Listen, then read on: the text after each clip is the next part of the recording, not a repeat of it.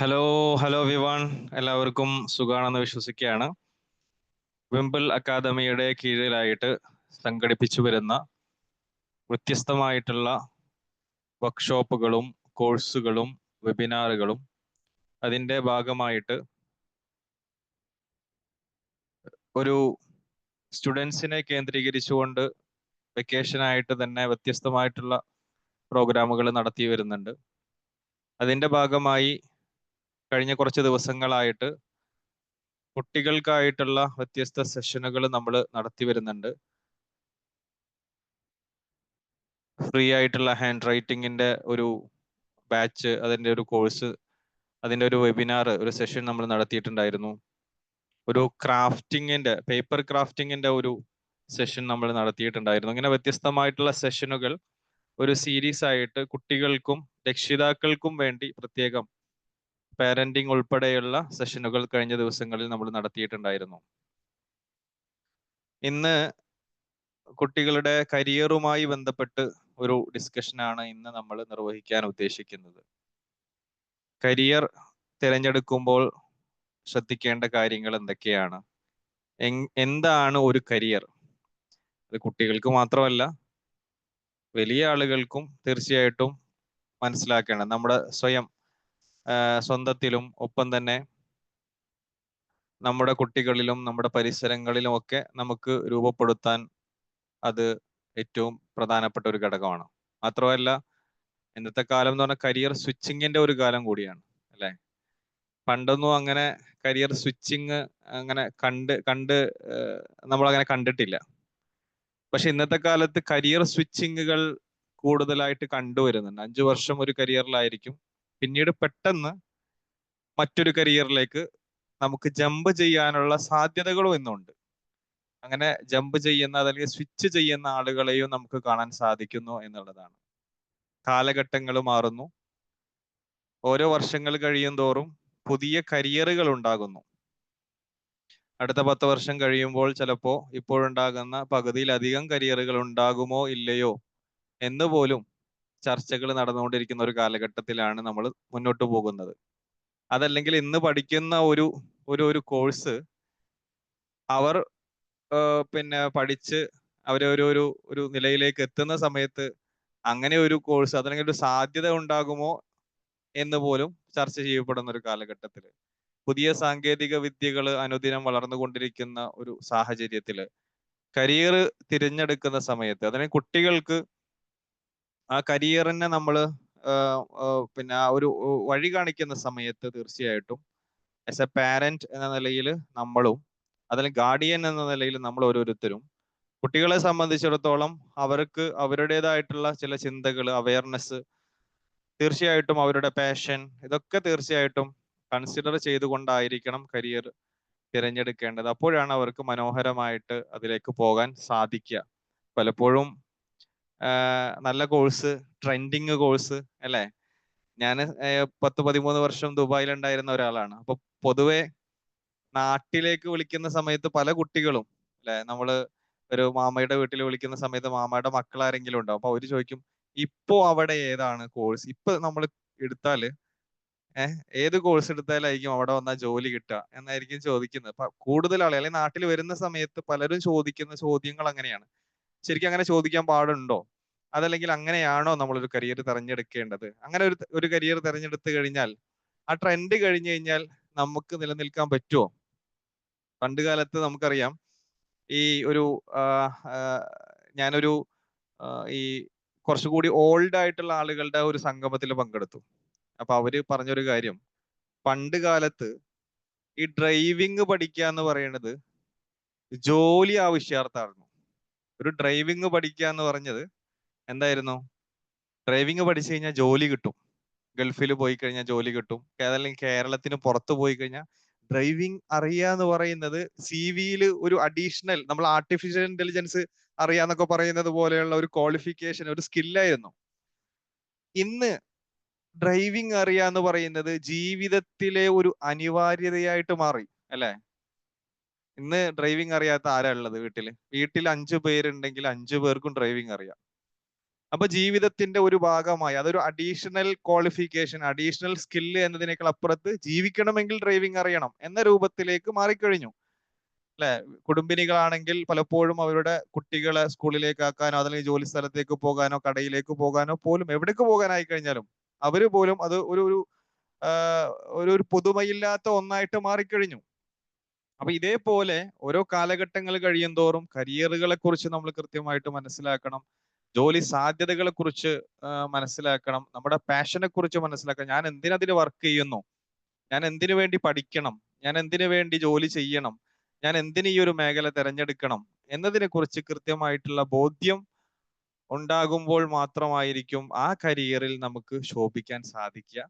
അപ്പൊ അതിന് പാരൻസും അതേപോലെ തന്നെ കുട്ടികളും അവെയർ ആവുക എന്നുള്ള ഒരു ഉദ്ദേശത്തോടു കൂടിയാണ് ഇന്ന് നമ്മൾ ഈ ഒരു സെഷൻ വെച്ചിട്ടുള്ളത്. 10ാം ക്ലാസ്സിന് ശേഷം എന്ത് എന്നുള്ള ഒരു കരിയർ ഗൈഡൻസ് സെഷൻ ആയിരിക്കും ഇന്ന് ഇവിടെ നടക്കുന്നത്. ഇതിനെ ലീഡ് ചെയ്യുന്നതിന് വേണ്ടിയിട്ട് ഇവിടെ എത്തിച്ചേർന്നിട്ടുള്ളത് സതീഷ് മധുരിമ. അവര് സർട്ടിഫൈഡ് കരിയർ അനലിസ്റ്റ് ആണ്, CCA NLP ട്രെയിനർ ആണ്, retired technical director department of IT government of India.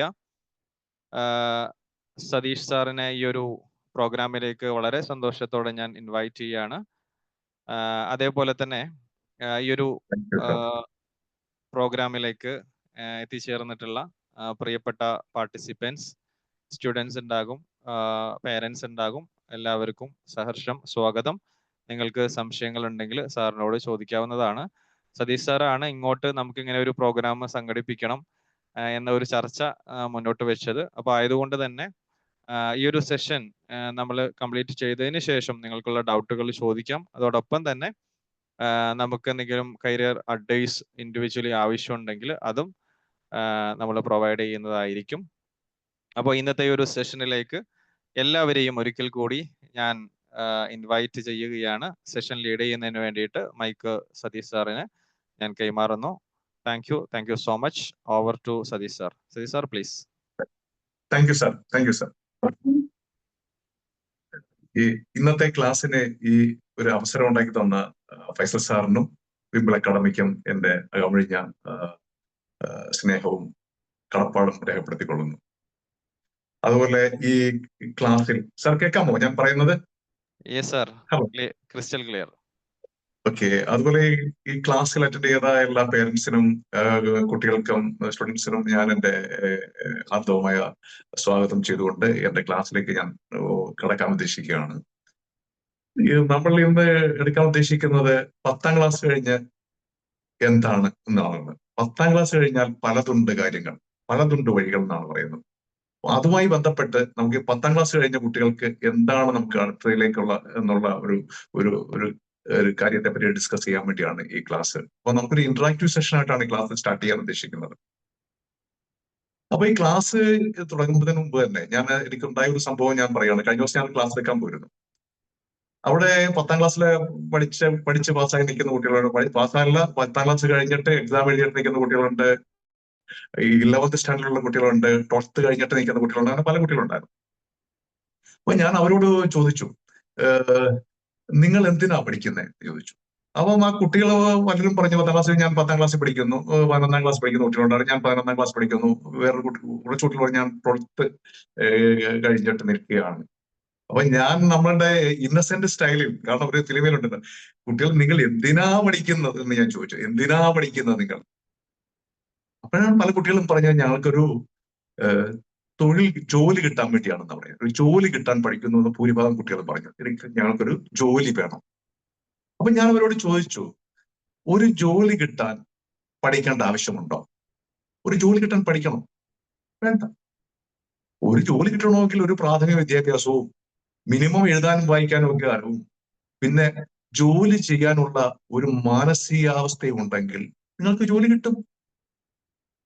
പക്ഷേ നിങ്ങൾക്കൊരു കരിയർ കിട്ടണമെങ്കിൽ അല്ലെങ്കിൽ ഒരു പ്രൊഫഷൻ കിട്ടണമെങ്കിൽ നിങ്ങൾ തീർച്ചയായിട്ടും പഠിച്ചിരിക്കണം, ക്വാളിഫൈഡ് ആയിരിക്കണം. അതിനൊരു എക്സാമ്പിൾ നമ്മൾ പറയുകയാണെങ്കിൽ, ഒരു ഉദാഹരണം പറയുകയാണെങ്കിൽ, നമുക്കറിയാം നമ്മളെ ജംഗ്ഷനിലൊക്കെ നിൽക്കുമ്പോൾ, പല മാർക്കറ്റിലും ജംഗ്ഷനിലൊക്കെ നിൽക്കുമ്പോൾ നമുക്കറിയാം ഈ ചെരുപ്പ് കുത്തികളുണ്ടല്ലോ, ചെരുപ്പ് കുത്തികൾ, ഈ ചെരുപ്പ് ഷൂ ഒക്കെ ശരിയാക്കുന്ന ആൾക്കാർ, ഇവരെന്ത് പഠിച്ചിട്ടാണ് ഇവർ എന്ത് PhD-യോ MA-യോ അല്ലെങ്കിൽ PG ഒക്കെ ചെയ്തിട്ടാണോ അല്ലെങ്കിൽ എഞ്ചിനീയറിംഗ് ഒക്കെ ചെയ്തിട്ടാണോ ഇവർ ഈ ജോലി ചെയ്യുന്നത്?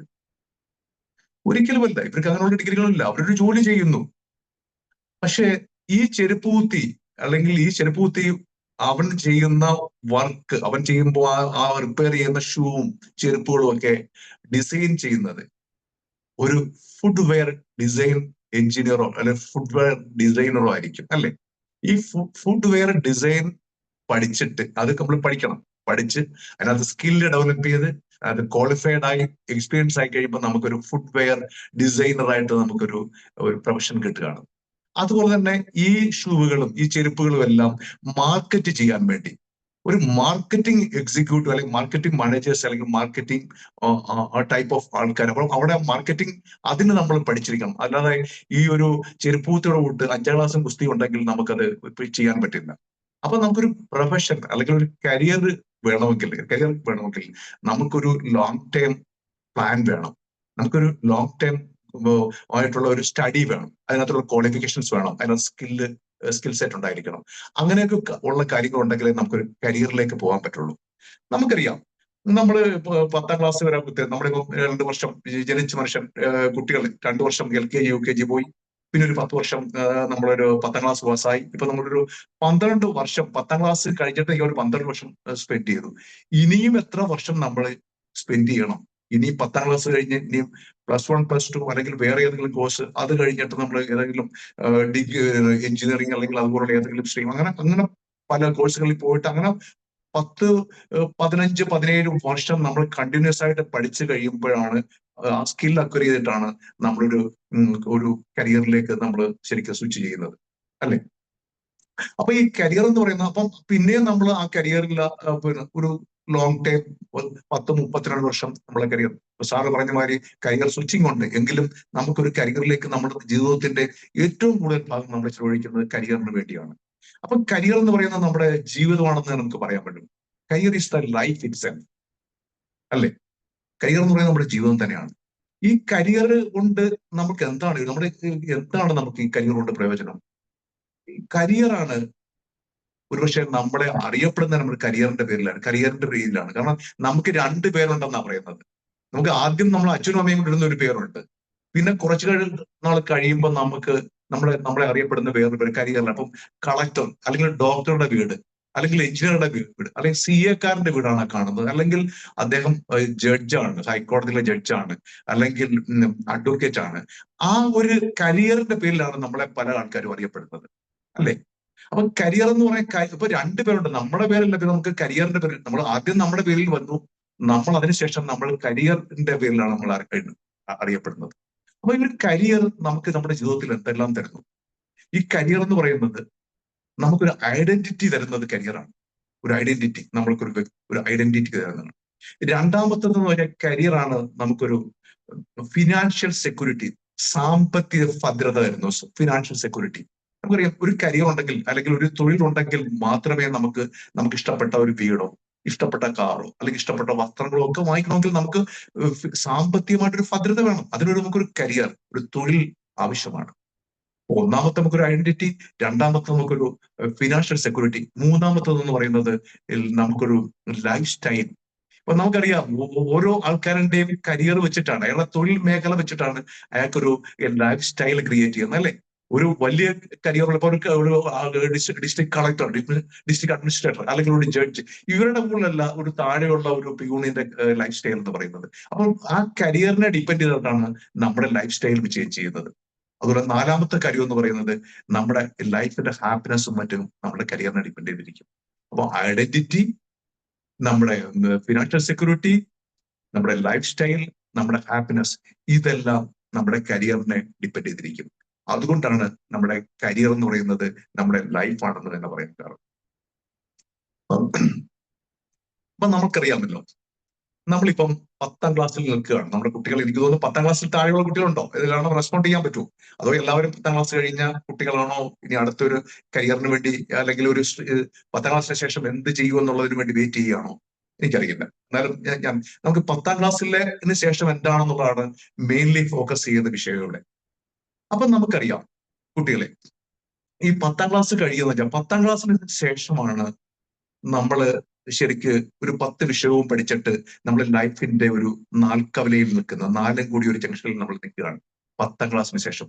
ഇനിയും എങ്ങോട്ട് പോകും എന്ന് തീരുമാനിക്കുന്നത് ഒരു പക്ഷേ അവിടെ വെച്ചാണ്. ആദ്യം തീരുമാനിക്കുന്നത് നമ്മൾ 10ാം ക്ലാസ്സിന് ശേഷമാണ്.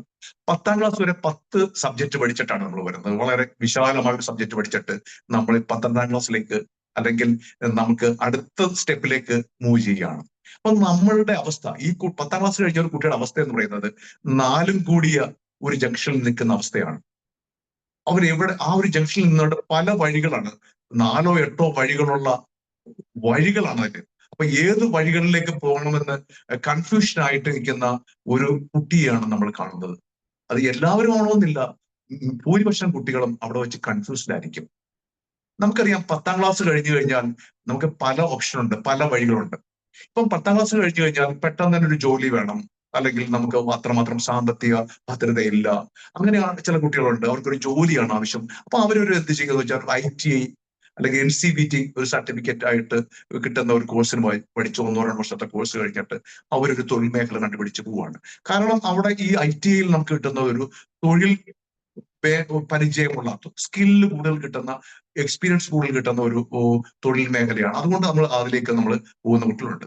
പിന്നെ വേറൊരു വിഭാഗം എന്ന് പറയുന്നത് പോളിടെക്നിക്കൽ 3 വർഷത്തെ ഡിപ്ലോമ കോഴ്സ് പഠിക്കുന്ന, പോളിടെക്നിക്കൽ പഠിച്ചിട്ട് ഡിപ്ലോമ കോഴ്സ് പഠിച്ചിട്ട് നമുക്ക് ജീവിതത്തിന്റെ ആ ഒരു ഇതിലേക്ക് പോകാൻ പറ്റും. ഈ ഡിപ്ലോമ കോഴ്സിന്റെ ഒരു അഡ്വാൻറ്റേജ് എന്ന് പറയുന്നത് നമുക്ക് തിയറിയുടെ കൂടെ തന്നെ പ്രാക്ടിക്കലി നമ്മൾ സൈമൾട്ടേനിയസ് ആയിട്ട് പഠിക്കും. അപ്പൊ നമുക്ക് സ്കില്ല് ഡെവലപ്പ് ചെയ്യാൻ പറ്റും, ഒരു തൊഴിൽ നൈപുണ്യം നമുക്ക് ഇവിടെ നിന്ന് ആർജിക്കാൻ പറ്റും.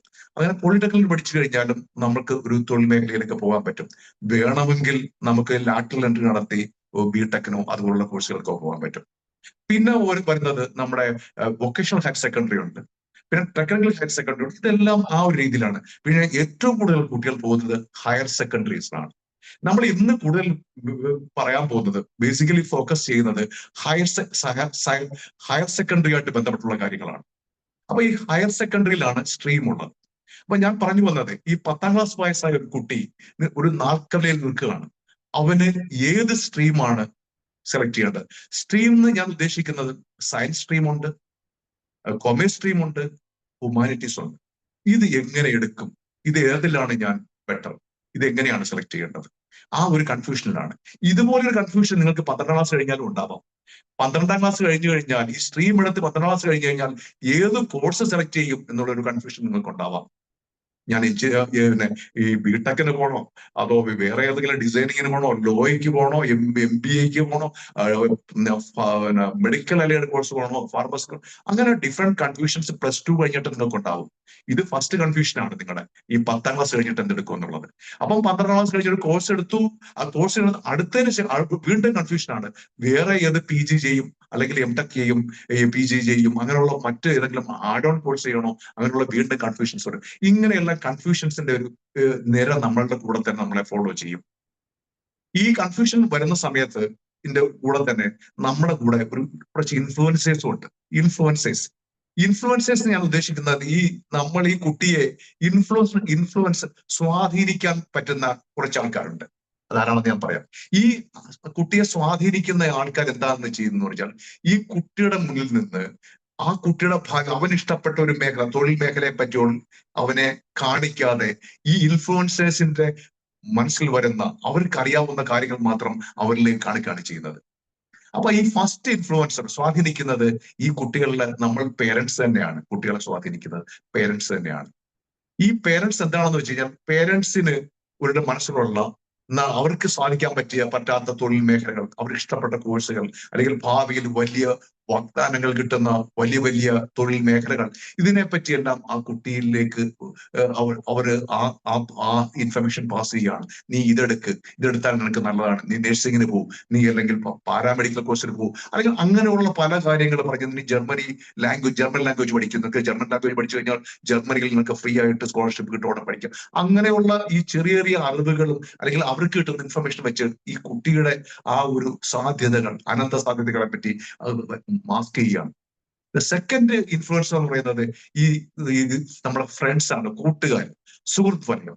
ഈ കൂട്ടുകാരുടെ ഒരു പ്രശ്നം എന്ന് വെച്ചാൽ കൂട്ടുകാർ എപ്പോഴും ഒരു കംഫോർട്ട് സോണിൽ നിൽക്കാനാണ് ആഗ്രഹിക്കുന്നത്, സുഖകരമായ ഒരു അറ്റ്മോസ്ഫിയറിൽ കഴിയാനാണ്. അവരെല്ലാം ഒരുമിച്ച് ചേർന്നുകൊണ്ട് ഒരു കോഴ്സ് തീരുമാനിക്കുന്നു, ഒരുമിച്ച് പോകുന്നു, ഒരുമിച്ച് വരുന്നു. അങ്ങനെ ഒന്നിനെ പറ്റി ചിന്തിക്കാതെ കൂട്ടുകാർ ഒരുമിച്ച് ചേർന്നു ഒരു ക്ലബ്ബ് പോലിരുന്ന് ചിന്തിച്ച് അങ്ങനെ ഒരുമിച്ച് കോഴ്സിന് പോകുന്നു. അപ്പൊ കഴിഞ്ഞ ദിവസം എന്റെ വീടിനടുത്തുള്ള ഒരു പയ്യൻ, പുള്ളിക്കാരനെ കണ്ടുപിടി പറഞ്ഞു, ഞാൻ ചോദിച്ചു എന്ത് ചെയ്യുന്നു?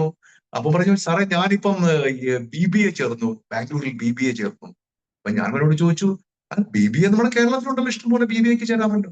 അല്ല സാറേ, ഞാൻ ബാംഗ്ലൂരിൽ ചേർന്ന് എന്റെ ഫ്രണ്ട്സ് ഉണ്ട്, അപ്പം നമുക്ക് ബോറടിക്കത്തില്ലോ, ഞങ്ങളെല്ലാം കൂടെ ഒരുമിച്ചാണ് പോകുന്നത്, അപ്പം ബോറടിക്കാതിരിക്കാൻ വേണ്ടിയാണ് ഞങ്ങളെ അവിടെ പോയി ഒരുമിച്ച് ചേർന്നത്. അപ്പം ഞാൻ ചോദിച്ചു, അപ്പം BBAക്ക് ചേർന്നത് ബോറടിക്കാതിരിക്കാൻ വേണ്ടിയാണോ, ബോറ് മാറ്റാൻ വേണ്ടിയാണോ ആ കോഴ്സിന് ചേർന്നതെന്ന് ഞാൻ ഇവനോട് ചോദിക്കേണ്ട. അപ്പൊ നമ്മളുടെ ഞാനിപ്പം പറഞ്ഞ ഇൻഫ്ലുവൻസേഴ്സ്, ഇപ്പം നിങ്ങളുടെ പേരൻസ് ഇൻഫ്ലുവൻസ് ചെയ്യുന്നു, ഈ ഫ്രണ്ട്സ് ഇൻഫ്ലുവൻസ് ചെയ്യുന്നു, പിന്നെ മൂന്നാമത്തെ ഒരു വിഭാഗമുണ്ട് നമ്മുടെ മാർക്കറ്റ്. ഈ മാർക്കറ്റിൽ ഞാൻ ഉദ്ദേശിക്കുന്ന ഇൻസ്റ്റിറ്റ്യൂഷൻസ് ആണ്. ഈ പലമാതിരി പുതിയ പുതിയ ഇൻസ്റ്റിറ്റ്യൂഷൻസ് ഉണ്ടായിട്ടുണ്ട്, പലമാതിരി ട്രെൻഡി കോഴ്സ് എന്ന് പറയുന്ന പല പല കോഴ്സുകൾ അവരിങ്ങനെ വെച്ചിട്ടുണ്ട്.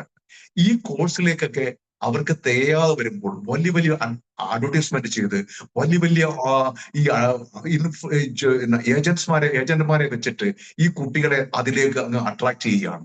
അങ്ങനെ ഈ മാർക്കറ്റ് ചെയ്യുന്ന ആൾക്കാരുമുണ്ട്. അപ്പൊ ഈ ഒരു ഇൻസ്റ്റിറ്റ്യൂഷൻസ് ഈ കുട്ടികളെ അട്രാക്ട് ചെയ്ത് അതിലേക്ക് അവർ വലിയ വലിയ പരസ്യങ്ങൾ കൊടുത്ത് അതിലേക്ക് ആകർഷിക്കുന്നു. അപ്പൊ ഈ ഒരു ഇൻഫ്ലുവൻസ്, ഈ ഒരു കാര്യങ്ങളാണ് ആ കുട്ടിയുടെ അവന്റെ താല്പര്യമുള്ള കാര്യങ്ങൾക്ക് അല്ലെങ്കിൽ അവന് ഇഷ്ടമുള്ള ഒരു ഫീൽഡിൽ നിന്ന് അവനെ പിന്നിലേക്ക് മാറ്റുന്നത്. അപ്പൊ എന്താണ് ഇതിനൊരു സൊല്യൂഷൻ ഉണ്ടോ? തീർച്ചയായിട്ടും ഒരു സൊല്യൂഷൻ ഉണ്ട്, ഇതിനൊരു പരിഹാരമുണ്ട്. അതെന്താണ്? നമുക്കറിയാം, ഇപ്പോഴത്തെ മോഡേൺ ടെക്നോളജി ടൂൾസും ഒക്കെ നമുക്ക് ഉപയോഗിക്കാൻ പറ്റും. നിങ്ങൾക്കറിയാമോ, ആപ്റ്റിറ്റ്യൂഡ് ടെസ്റ്റ് ഉണ്ട്, അഭിരുചി പരീക്ഷകൾ, differential aptitude test, psychometry test ഉണ്ട്. അങ്ങനെ പല രീതിയിലുള്ള ടെസ്റ്റുകൾ. ഈ ടെസ്റ്റുകളെല്ലാം ഏറ്റവും ലേറ്റസ്റ്റ് ടൂൾസുകൾ ഉപയോഗിച്ച് AI-യും സൈക്കോളജിക്കൽ ആസ്പെക്ട്സും എല്ലാം ഉപയോഗിച്ച് ഉണ്ടാക്കി കുട്ടിയുടെ അഭിരുചിയും ഇൻട്രസ്റ്റും പേഴ്സണാലിറ്റിയും ഒക്കെ കണ്ടുപിടിച്ച് നമുക്ക് തരുന്ന പുതിയ പുതിയ ടൂൾസുകൾ. ഇത് ഏകദേശം 99% പെർഫെക്റ്റ് സംഭവങ്ങളാണ്. കാരണം അത്രമാത്രം പ്രൂവ്ഡ് ആണ് ഇതെല്ലാം. അപ്പൊ നമ്മൾക്കൊരു കുട്ടി, ആ കുട്ടിയുടെ പേഴ്സണാലിറ്റി, അവന്റെ ആപ്റ്റിറ്റ്യൂഡ്, അവന്റെ ഇൻട്രസ്റ്റ്, ഈ 3 കാര്യം. കാരണം ഓരോ കുട്ടിക്കും ഇൻട്രസ്റ്റ് വ്യത്യാസം, അവന്റെ താല്പര്യങ്ങൾ വ്യത്യാസമായിരിക്കും, അവന്റെ അഭിരുചികൾ ആപ്റ്റിറ്റ്യൂഡ് വ്യത്യാസമായിരിക്കും, അവന്റെ പേഴ്സണാലിറ്റി ട്രെയ്റ്റ്സ്, അവന്റെ വ്യക്തിത്വ വിശേഷങ്ങൾ വ്യത്യസ്തമായിരിക്കും. ഓരോ കുട്ടിയും യുണീക്കാണ്. ഒരു കുട്ടിയുടെ കൂട്ടും മറ്റൊരു കുട്ടി ഒരിക്കലും ആകില്ല. ഓരോ കുട്ടിയും വ്യത്യസ്തരാണ്. അപ്പം ഓരോ കുട്ടിക്കും വ്യത്യസ്തങ്ങളായ അഭിരുചികളാണ് ഉണ്ടാവുന്നത്. അഭിരുചികൾ എന്ന് ഞാൻ ഉദ്ദേശിക്കുന്ന ആ കുട്ടി ജനിക്കുമ്പോൾ അവന് ഇൻബോൺ ആയിട്ട് ഉണ്ടാവുന്ന ഒരു ക്വാളിറ്റിയാണ് അഭിരുചി. അപ്പൊ ആ ഒരു അഭിരുചി എന്ന് പറയുന്നത് ഒരു വ്യക്തിക്ക് അവനുണ്ടാകുന്ന ഒരു കാര്യത്തോടുള്ള, ഒരു സബ്ജക്റ്റിനോടുള്ള, ഒരു വിഷയത്തോടുള്ള താല്പര്യം, കഴിവ്, അറിവ് എന്നിവ ആർജിച്ചെടുക്കാനുള്ള ഒരു പ്രത്യേക സ്വഭാവ വിശേഷത്തെയാണ് അഭിരുചി എന്ന് പറയുന്നത്. അല്ലാതെ സാധാരണ രുചി പോലെ നമുക്ക് രുചിച്ചു നോക്കാൻ പറ്റുന്ന ഒരു സാധനമല്ല. അപ്പൊ അവരുടെ ആ കുട്ടിയുടെ താല്പര്യവും അഭിരുചിയും പേഴ്സണാലിറ്റി ട്രെയ്റ്റ്സും വെച്ചിട്ട് നമുക്കൊരു ആപ്റ്റിറ്റ്യൂഡ് ടെസ്റ്റ് വേണമെങ്കിൽ നടത്താം. കാരണം നമുക്ക് സംശയമുള്ള കുട്ടികൾക്ക്, അവന്റെ മേഖല ഐഡന്റിഫൈ ചെയ്യാൻ പറ്റാതെ കൺഫ്യൂസ്ഡ് ആയിട്ടുള്ള കുട്ടികൾക്ക് ഒരു അഭിരുചി ടെസ്റ്റ് നടത്താം. വലിയ പേയ്മെന്റ് ഒന്നുമില്ല, വളരെ സിമ്പിൾ ആയിട്ട് ചെയ്യാൻ പറ്റുന്ന ഒരു കാര്യമേ ഉള്ളൂ. ഈ ടെസ്റ്റ് നടത്തി കഴിഞ്ഞാൽ പിന്നെ നമുക്ക് സെക്കൻഡ് ചെയ്യുന്നത് വെച്ചാൽ ഈ കുട്ടിയുടെ അഭിരുചിയും പേഴ്സണാലിറ്റി ട്രെയ്റ്റ്സും ഇൻട്രസ്റ്റും ഒക്കെ വെച്ചിട്ട് ഈ ഒരു ടെസ്റ്റ് നടത്തി കഴിഞ്ഞാൽ പിന്നെ നമുക്ക് ചെയ്യാൻ പറ്റുന്നത്, നമുക്ക് ഈ കുട്ടിക്ക് ഇതിന് അനുയോജ്യമായ തൊഴിൽ മേഖലയെ പറ്റി നമുക്ക് ചിന്തിക്കാം. ഈ തൊഴിൽ മേഖലയെ പറ്റി ചിന്തിക്കുമ്പോൾ ശരിക്ക് ഒരുപക്ഷെ നമ്മൾക്ക് അറിയാൻ പറ്റുന്നില്ലെങ്കിൽ നമുക്കൊരു കരിയർ എക്സ്പെർട്സിനെയോ അല്ലെങ്കിൽ ഒരു കരിയർ ഗൈഡിനെയോ നമുക്ക് മീറ്റ് ചെയ്യാൻ പറ്റും. കരിയർ ഗൈഡ് അല്ലെങ്കിൽ കൗൺസിലർ അല്ല, സൈക്കോളജിക്കലായിട്ട് കുട്ടി ഒന്നും ചെയ്യാനില്ല. നമുക്ക് വേണ്ടത് ഒരു കരിയർ അനലിസ്റ്റോ അല്ലെങ്കിൽ ഒരു കരിയർ എക്സ്പെർട്ടോ, അല്ലെങ്കിൽ നമുക്ക് സ്വന്തമായോ നെറ്റിലോ അല്ലെങ്കിൽ ഇൻഫർമേഷൻ്റെ കിട്ടാൻ പറ്റുന്ന സമസ്ത മേഖലകളിൽ നമുക്ക് ഇൻഫർമേഷൻ ആണ്. ഇപ്പം അവിടെ ഇവിടെ തിരക്കാം. ഈ കുട്ടിയുടെ ഈ അഭിരുചി ടെസ്റ്റ് എടുത്തിട്ട് അവന്റെ ആ റിസൾട്ട് വെച്ചിട്ട് ഇവന് അനുയോജ്യമായ കോഴ്സ് എന്താണ്. ഇപ്പൊ നമുക്കറിയാം, ഒരു കരിയർ ഗൈഡറിനെയോ അല്ലെങ്കിൽ ഒരു എക്സ്പെർട്ടിനെ മീറ്റ് ചെയ്ത് കഴിഞ്ഞാൽ അയാൾക്കെന്ന് വെച്ചാൽ ഈ 4,500 കരിയർ ഓപ്ഷൻസ് ഉണ്ട്, തൊഴിൽ മേഖലകളുണ്ട്. അത് നോൺ കൺവെൻഷണൽ ടൈപ്പ് ഉണ്ട്, ന്യൂ ഏജ് കരിയർ ഉണ്ട്. ഞാനത് ജസ്റ്റ് ബ്രീഫായിട്ട് നമുക്ക് പറയാം. ഈ കൺവെൻഷണൽ ടൈപ്പ് വെച്ചാൽ നമുക്ക് നേരത്തെ കൊണ്ടുവരുന്ന നേരത്തെ പോലെ ചെയ്തുകൊണ്ടിരിക്കുന്ന ജോലികൾ, ഉദാഹരണമായിട്ട് ഡോക്ടർമാരുടെ ജോലികൾ, എഞ്ചിനീയർമാരുടെ ജോലികൾ, അത് സിവിൽ എഞ്ചിനീയർ ഉണ്ട്, മെക്കാനിക്കൽ എഞ്ചിനീയർ ഉണ്ട്, ഇലക്ട്രിക്കൽ എഞ്ചിനീയർ ഉണ്ട്, അങ്ങനെയുള്ള ജോലികൾ. പിന്നെ ലോയർ ഉണ്ട്, നമ്മളുടെ വക്കീലന്മാര്, ടീച്ചറുണ്ട്, പ്രൊഫസർമാരുണ്ട്, അക്കൗണ്ടന്റ് ഉണ്ട്, ബാങ്കേഴ്സ് ഉണ്ട്, പിന്നെ സിവിൽ സർവന്റ്, ക്ലർക്കന്മാരും അതുപോലെ അങ്ങനെ നമ്മൾ ഓഫീസ് അഡ്മിനിസ്ട്രേഷനുമായിട്ട് ബന്ധപ്പെട്ട ആൾക്കാരുണ്ട്. പിന്നെ മാനേജേഴ്സ് ഇൻ കമ്പനീസ്, അങ്ങനെയുള്ളതെല്ലാം നമ്മൾ പണ്ട് മുതലേ കണ്ടുവരുന്ന ജോലികളാണ്. അതാണ് കൺവെൻഷണൽ ടൈപ്പ് ജോബ് എന്ന് പറയുന്നത്. പിന്നെ നോൺ കൺവെൻഷണൽ ടൈപ്പ് ജോബ് ഉണ്ട്. അതെന്ന് പറഞ്ഞാൽ ഫ്രീലാൻസർ, റൈറ്റർ ഉണ്ട്, എഴുത്തുകാർ, ഡിസൈനർ ഉണ്ട്, കൗൺസിലർമാരുണ്ട്, പിന്നെ ഫോട്ടോഗ്രാഫേഴ്സ് ഉണ്ട്, ഇവന്റ് പ്ലാനർ ഉണ്ട്, സോഷ്യൽ മീഡിയ ഇൻഫ്ലുവൻസേഴ്സ് ഉണ്ട്, എത്തിക്കൽ ഹാക്കർ ഉണ്ട്, വെർച്വൽ റിയാലിറ്റി ഡെവലപ്പേഴ്സ് ഉണ്ട്. അങ്ങനെ ആ ഒരു നോൺ കൺവെൻഷണൽ ടൈപ്പ് ജോബാണ് അത്. പിന്നെ ന്യൂ ഏജ് കരിയർ ഉണ്ട്, പുതിയ കരിയേഴ്സ് ആണ് അതെല്ലാം. അത് data scientist, data analyst, artificial intelligent engineer, artificial intelligent specialist, cyber security analyst, digital marketing specialist, UX/UI designer. UX/UI എന്ന് വെച്ചാൽ user experience, user interface design ചെയ്യുന്ന ആൾക്കാര്. കാരണം നമ്മൾ കാണുന്ന വെബ്സൈറ്റും മൊബൈൽ ആപ്പിന്റെ ഒക്കെ ഫ്രണ്ട് ഡിസൈൻ ചെയ്യുന്ന ഡിസൈനർക്കാണ് പറയുന്നത് UX/UI ഡിസൈനർ എന്ന് പറയുന്നത്. പിന്നെ ബ്ലോക്ക് ചെയിൻ ഡെവലപ്പർ ഉണ്ട്, പിന്നെ ക്ലൗഡ് കമ്പ്യൂട്ടിംഗ് ആർക്കിടെക്ട് ഉണ്ട്, അങ്ങനെ റോബോട്ടിക് എഞ്ചിനീയേഴ്സ് ഉണ്ട്, ബയോ ഇൻഫോർമാറ്റിക്സ് സ്പെഷ്യലിസ്റ്റ് ഉണ്ട്, മെറ്റാവേഴ്സ് ഡെവലപ്പേഴ്സ് ഉണ്ട്, കണ്ടന്റ് ക്രിയേറ്റേഴ്സ് ഉണ്ട്, വീഡിയോ ക്രിയേറ്റർ, പോഡ്കാസ്റ്റ് ക്രിയേറ്റർ, അങ്ങനെ ഡിഫറെന്റ് ടൈപ്സ് ഓഫ് ക്രിയേറ്റേഴ്സ് ഉണ്ട്. അപ്പൊ ഇങ്ങനെയുള്ള ഈ ടൈപ്പ് ജോലികൾക്ക് എവിടെയാണ് ഈ കുട്ടി അനുയോജ്യം? ഈ കുട്ടിയുടെ അവന്റെ അഭിരുചിയുടെ ടെസ്റ്റും അവന് പറ്റുന്ന തൊഴിൽ മേഖലയായിട്ട് ലിങ്ക് ചെയ്തിട്ട് അവൻ ഏത് തൊഴിലാണ് ഏറ്റവും അനുയോജ്യമായെന്ന് കണ്ടുപിടിക്കണം. അവൻ ഏത് ജോബിലാണ് ഏറ്റവും അനുയോജ്യം എന്ന് കണ്ടുപിടിച്ചാൽ ആ ജോബിന് വേണ്ടിയുള്ള സ്കില്ല് സെറ്റ് ചെയ്ത് എങ്ങനെ, സ്കില്ല് ഡെവലപ്പ് ചെയ്ത് എങ്ങനെയാണ്, ആ സ്കില്ല് ഡെവലപ്പ് ചെയ്യാൻ അവൻ ഏത് കോഴ്സിന് പോകണം. അപ്പൊ അവന്റെ അഭിരുചി ടെസ്റ്റ് നടത്തി, അവന് വേണ്ട അവന്റെ കോഴ്സിന്റെ അവന് ചേരാൻ പറ്റുന്ന കോഴ്സുകളെ പറ്റി ഫുൾ ഇൻഫർമേഷൻ കിട്ടി, അവന് പറ്റുന്ന ജോബിനെ പറ്റി ഒരു ഐഡിയ കിട്ടി, ആ പെർട്ടിക്കുലർ ജോബിന് അവന് വേണ്ട സ്കില്ല്, ഏത് സ്കിൽ സെറ്റ് ആണ് അവന് അക്വയർ ചെയ്യേണ്ടത്, ആ സ്കിൽ സെറ്റിന് അനുയോജ്യമായ കോഴ്സുകൾ, ആ കോഴ്സുകൾ ഏതെല്ലാം ഇൻസ്റ്റിറ്റ്യൂഷൻസ് അല്ലെങ്കിൽ ഏതെല്ലാം യൂണിവേഴ്സിറ്റിയിൽ അല്ലെങ്കിൽ അക്കാഡമിക് സെന്ററുകൾ ഉണ്ടെന്ന് ഐഡന്റിഫൈ ചെയ്യണം. അങ്ങനെ ഐഡന്റിഫൈ ചെയ്ത് കഴിഞ്ഞു കഴിഞ്ഞാൽ നമുക്ക് ആ കോളേജിൽ ചേരാനുള്ള എന്തൊക്കെ ക്രൈറ്റീരിയകൾ, എൻട്രൻസ് എക്സാം ഉണ്ടോ, അതിന് വേണ്ട ഫോർമാലിറ്റീസ് എന്താണ്, ഏജ് ലിമിറ്റ് എന്താണ്, ഇതിനെപ്പറ്റി എല്ലാം പഠിക്കണം. ഇത്രയും കാര്യങ്ങൾ പഠിക്കുമ്പോൾ തന്നെ നമുക്കറിയാം നമ്മളുടെ ആ കുട്ടീനെ പറ്റിയുള്ള ഒരു ബോധം നമുക്ക് കിട്ടി. കുട്ടിയുടെ ഇൻട്രസ്റ്റും അവന്റെ അഭിരുചിയും അവന്റെ പേഴ്സണാലിറ്റിയും വെച്ച് അവനെ ഐഡന്റിഫൈ ചെയ്തു. അതിന്റെ റിസൾട്ട് നമ്മുടെ കയ്യിലുണ്ട്. അവർ അനുയോജ്യമായ ഒരു തൊഴിൽ മേഖല ഐഡന്റിഫൈ ചെയ്തു. ആ തൊഴിൽ മേഖലയിൽ അവന് കിട്ടാൻ പറ്റുന്ന തൊഴിൽ എന്താണെന്ന് ഐഡന്റിഫൈ ചെയ്തു. ആ തൊഴിലിന് അനുയോജ്യമായ സ്കിൽ എന്താണെന്ന് ഐഡന്റിഫൈ ചെയ്യാൻ വേണ്ടിയുള്ള കോഴ്സുകൾ ഐഡന്റിഫൈ ചെയ്തു. ആ കോഴ്സുകൾ ഏതെല്ലാം കോളേജുകളിലോ അല്ലെങ്കിൽ ഇൻസ്റ്റിറ്റ്യൂഷനിലോ അവൈലബിൾ ആണെന്ന് നമ്മൾ അറിയുന്നു. ആ ഇൻസ്റ്റിറ്റ്യൂഷനിൽ അവന് ചേരാൻ വേണ്ടിയുള്ള ക്രൈറ്റീരിയ എന്തൊക്കെയാണെന്ന് പറഞ്ഞു. ഏത് എൻട്രൻസ് ആണ് എഴുതേണ്ടത്, ഏത് ടൈപ്പ് ഓഫ് എന്നാണ് അതിന്റെ എൻട്രൻസിന്റെ ഡേറ്റ്, ഇതെല്ലാം നമ്മൾ അറിഞ്ഞു വെച്ചു. അപ്പോൾ നമ്മളൊന്ന് ആലോചിച്ച് നോക്കിയേ, നമ്മളിപ്പോൾ ചെയ്തതെന്ന് വെച്ചാൽ ഒരു കരിയർ ഡിസിഷൻ എടുത്തിരിക്കുകയാണ്. നമ്മൾ ബൈ ചോയ്സ്, ബൈ ചാൻസ് അല്ല, നമ്മളുടെ ചോയ്സ് അനുസരിച്ചിട്ട് ഒരു കരിയർ നമ്മൾ ഐഡന്റിഫൈ ചെയ്തു. അവന് വേണ്ട അത് എപ്പോഴാണ് കറക്റ്റ് ടൈമിൽ. അപ്പൊ കറക്റ്റ് സമയത്ത് തന്നെ കറക്റ്റ് കരിയർ ഐഡന്റിഫൈ ചെയ്തു നമ്മൾ ആൾമോസ്റ്റ്. അപ്പം അയാളുടെ ആ ജീവിതത്തിന്റെ ഏറ്റവും പ്രധാനപ്പെട്ട ഒരു ഭാഗം നമ്മൾ പ്ലാൻ ചെയ്തിരിക്കുകയാണ്. കൺഫ്യൂസ്ഡ് അല്ല, നമ്മൾ റൈറ്റ് ടൈമിൽ റൈറ്റ് കോഴ്സ് എടുക്കാൻ വേണ്ടിയുള്ള തീരുമാനത്തിലേക്ക് എത്തിയിരിക്കുന്നു, അല്ലെ? നമ്മളിപ്പോൾ ആൾമോസ്റ്റ് പെർഫെക്റ്റ് സിറ്റുവേഷനിലാണ്. ഇതാണ് നമ്മൾക്ക് വേണ്ടത്.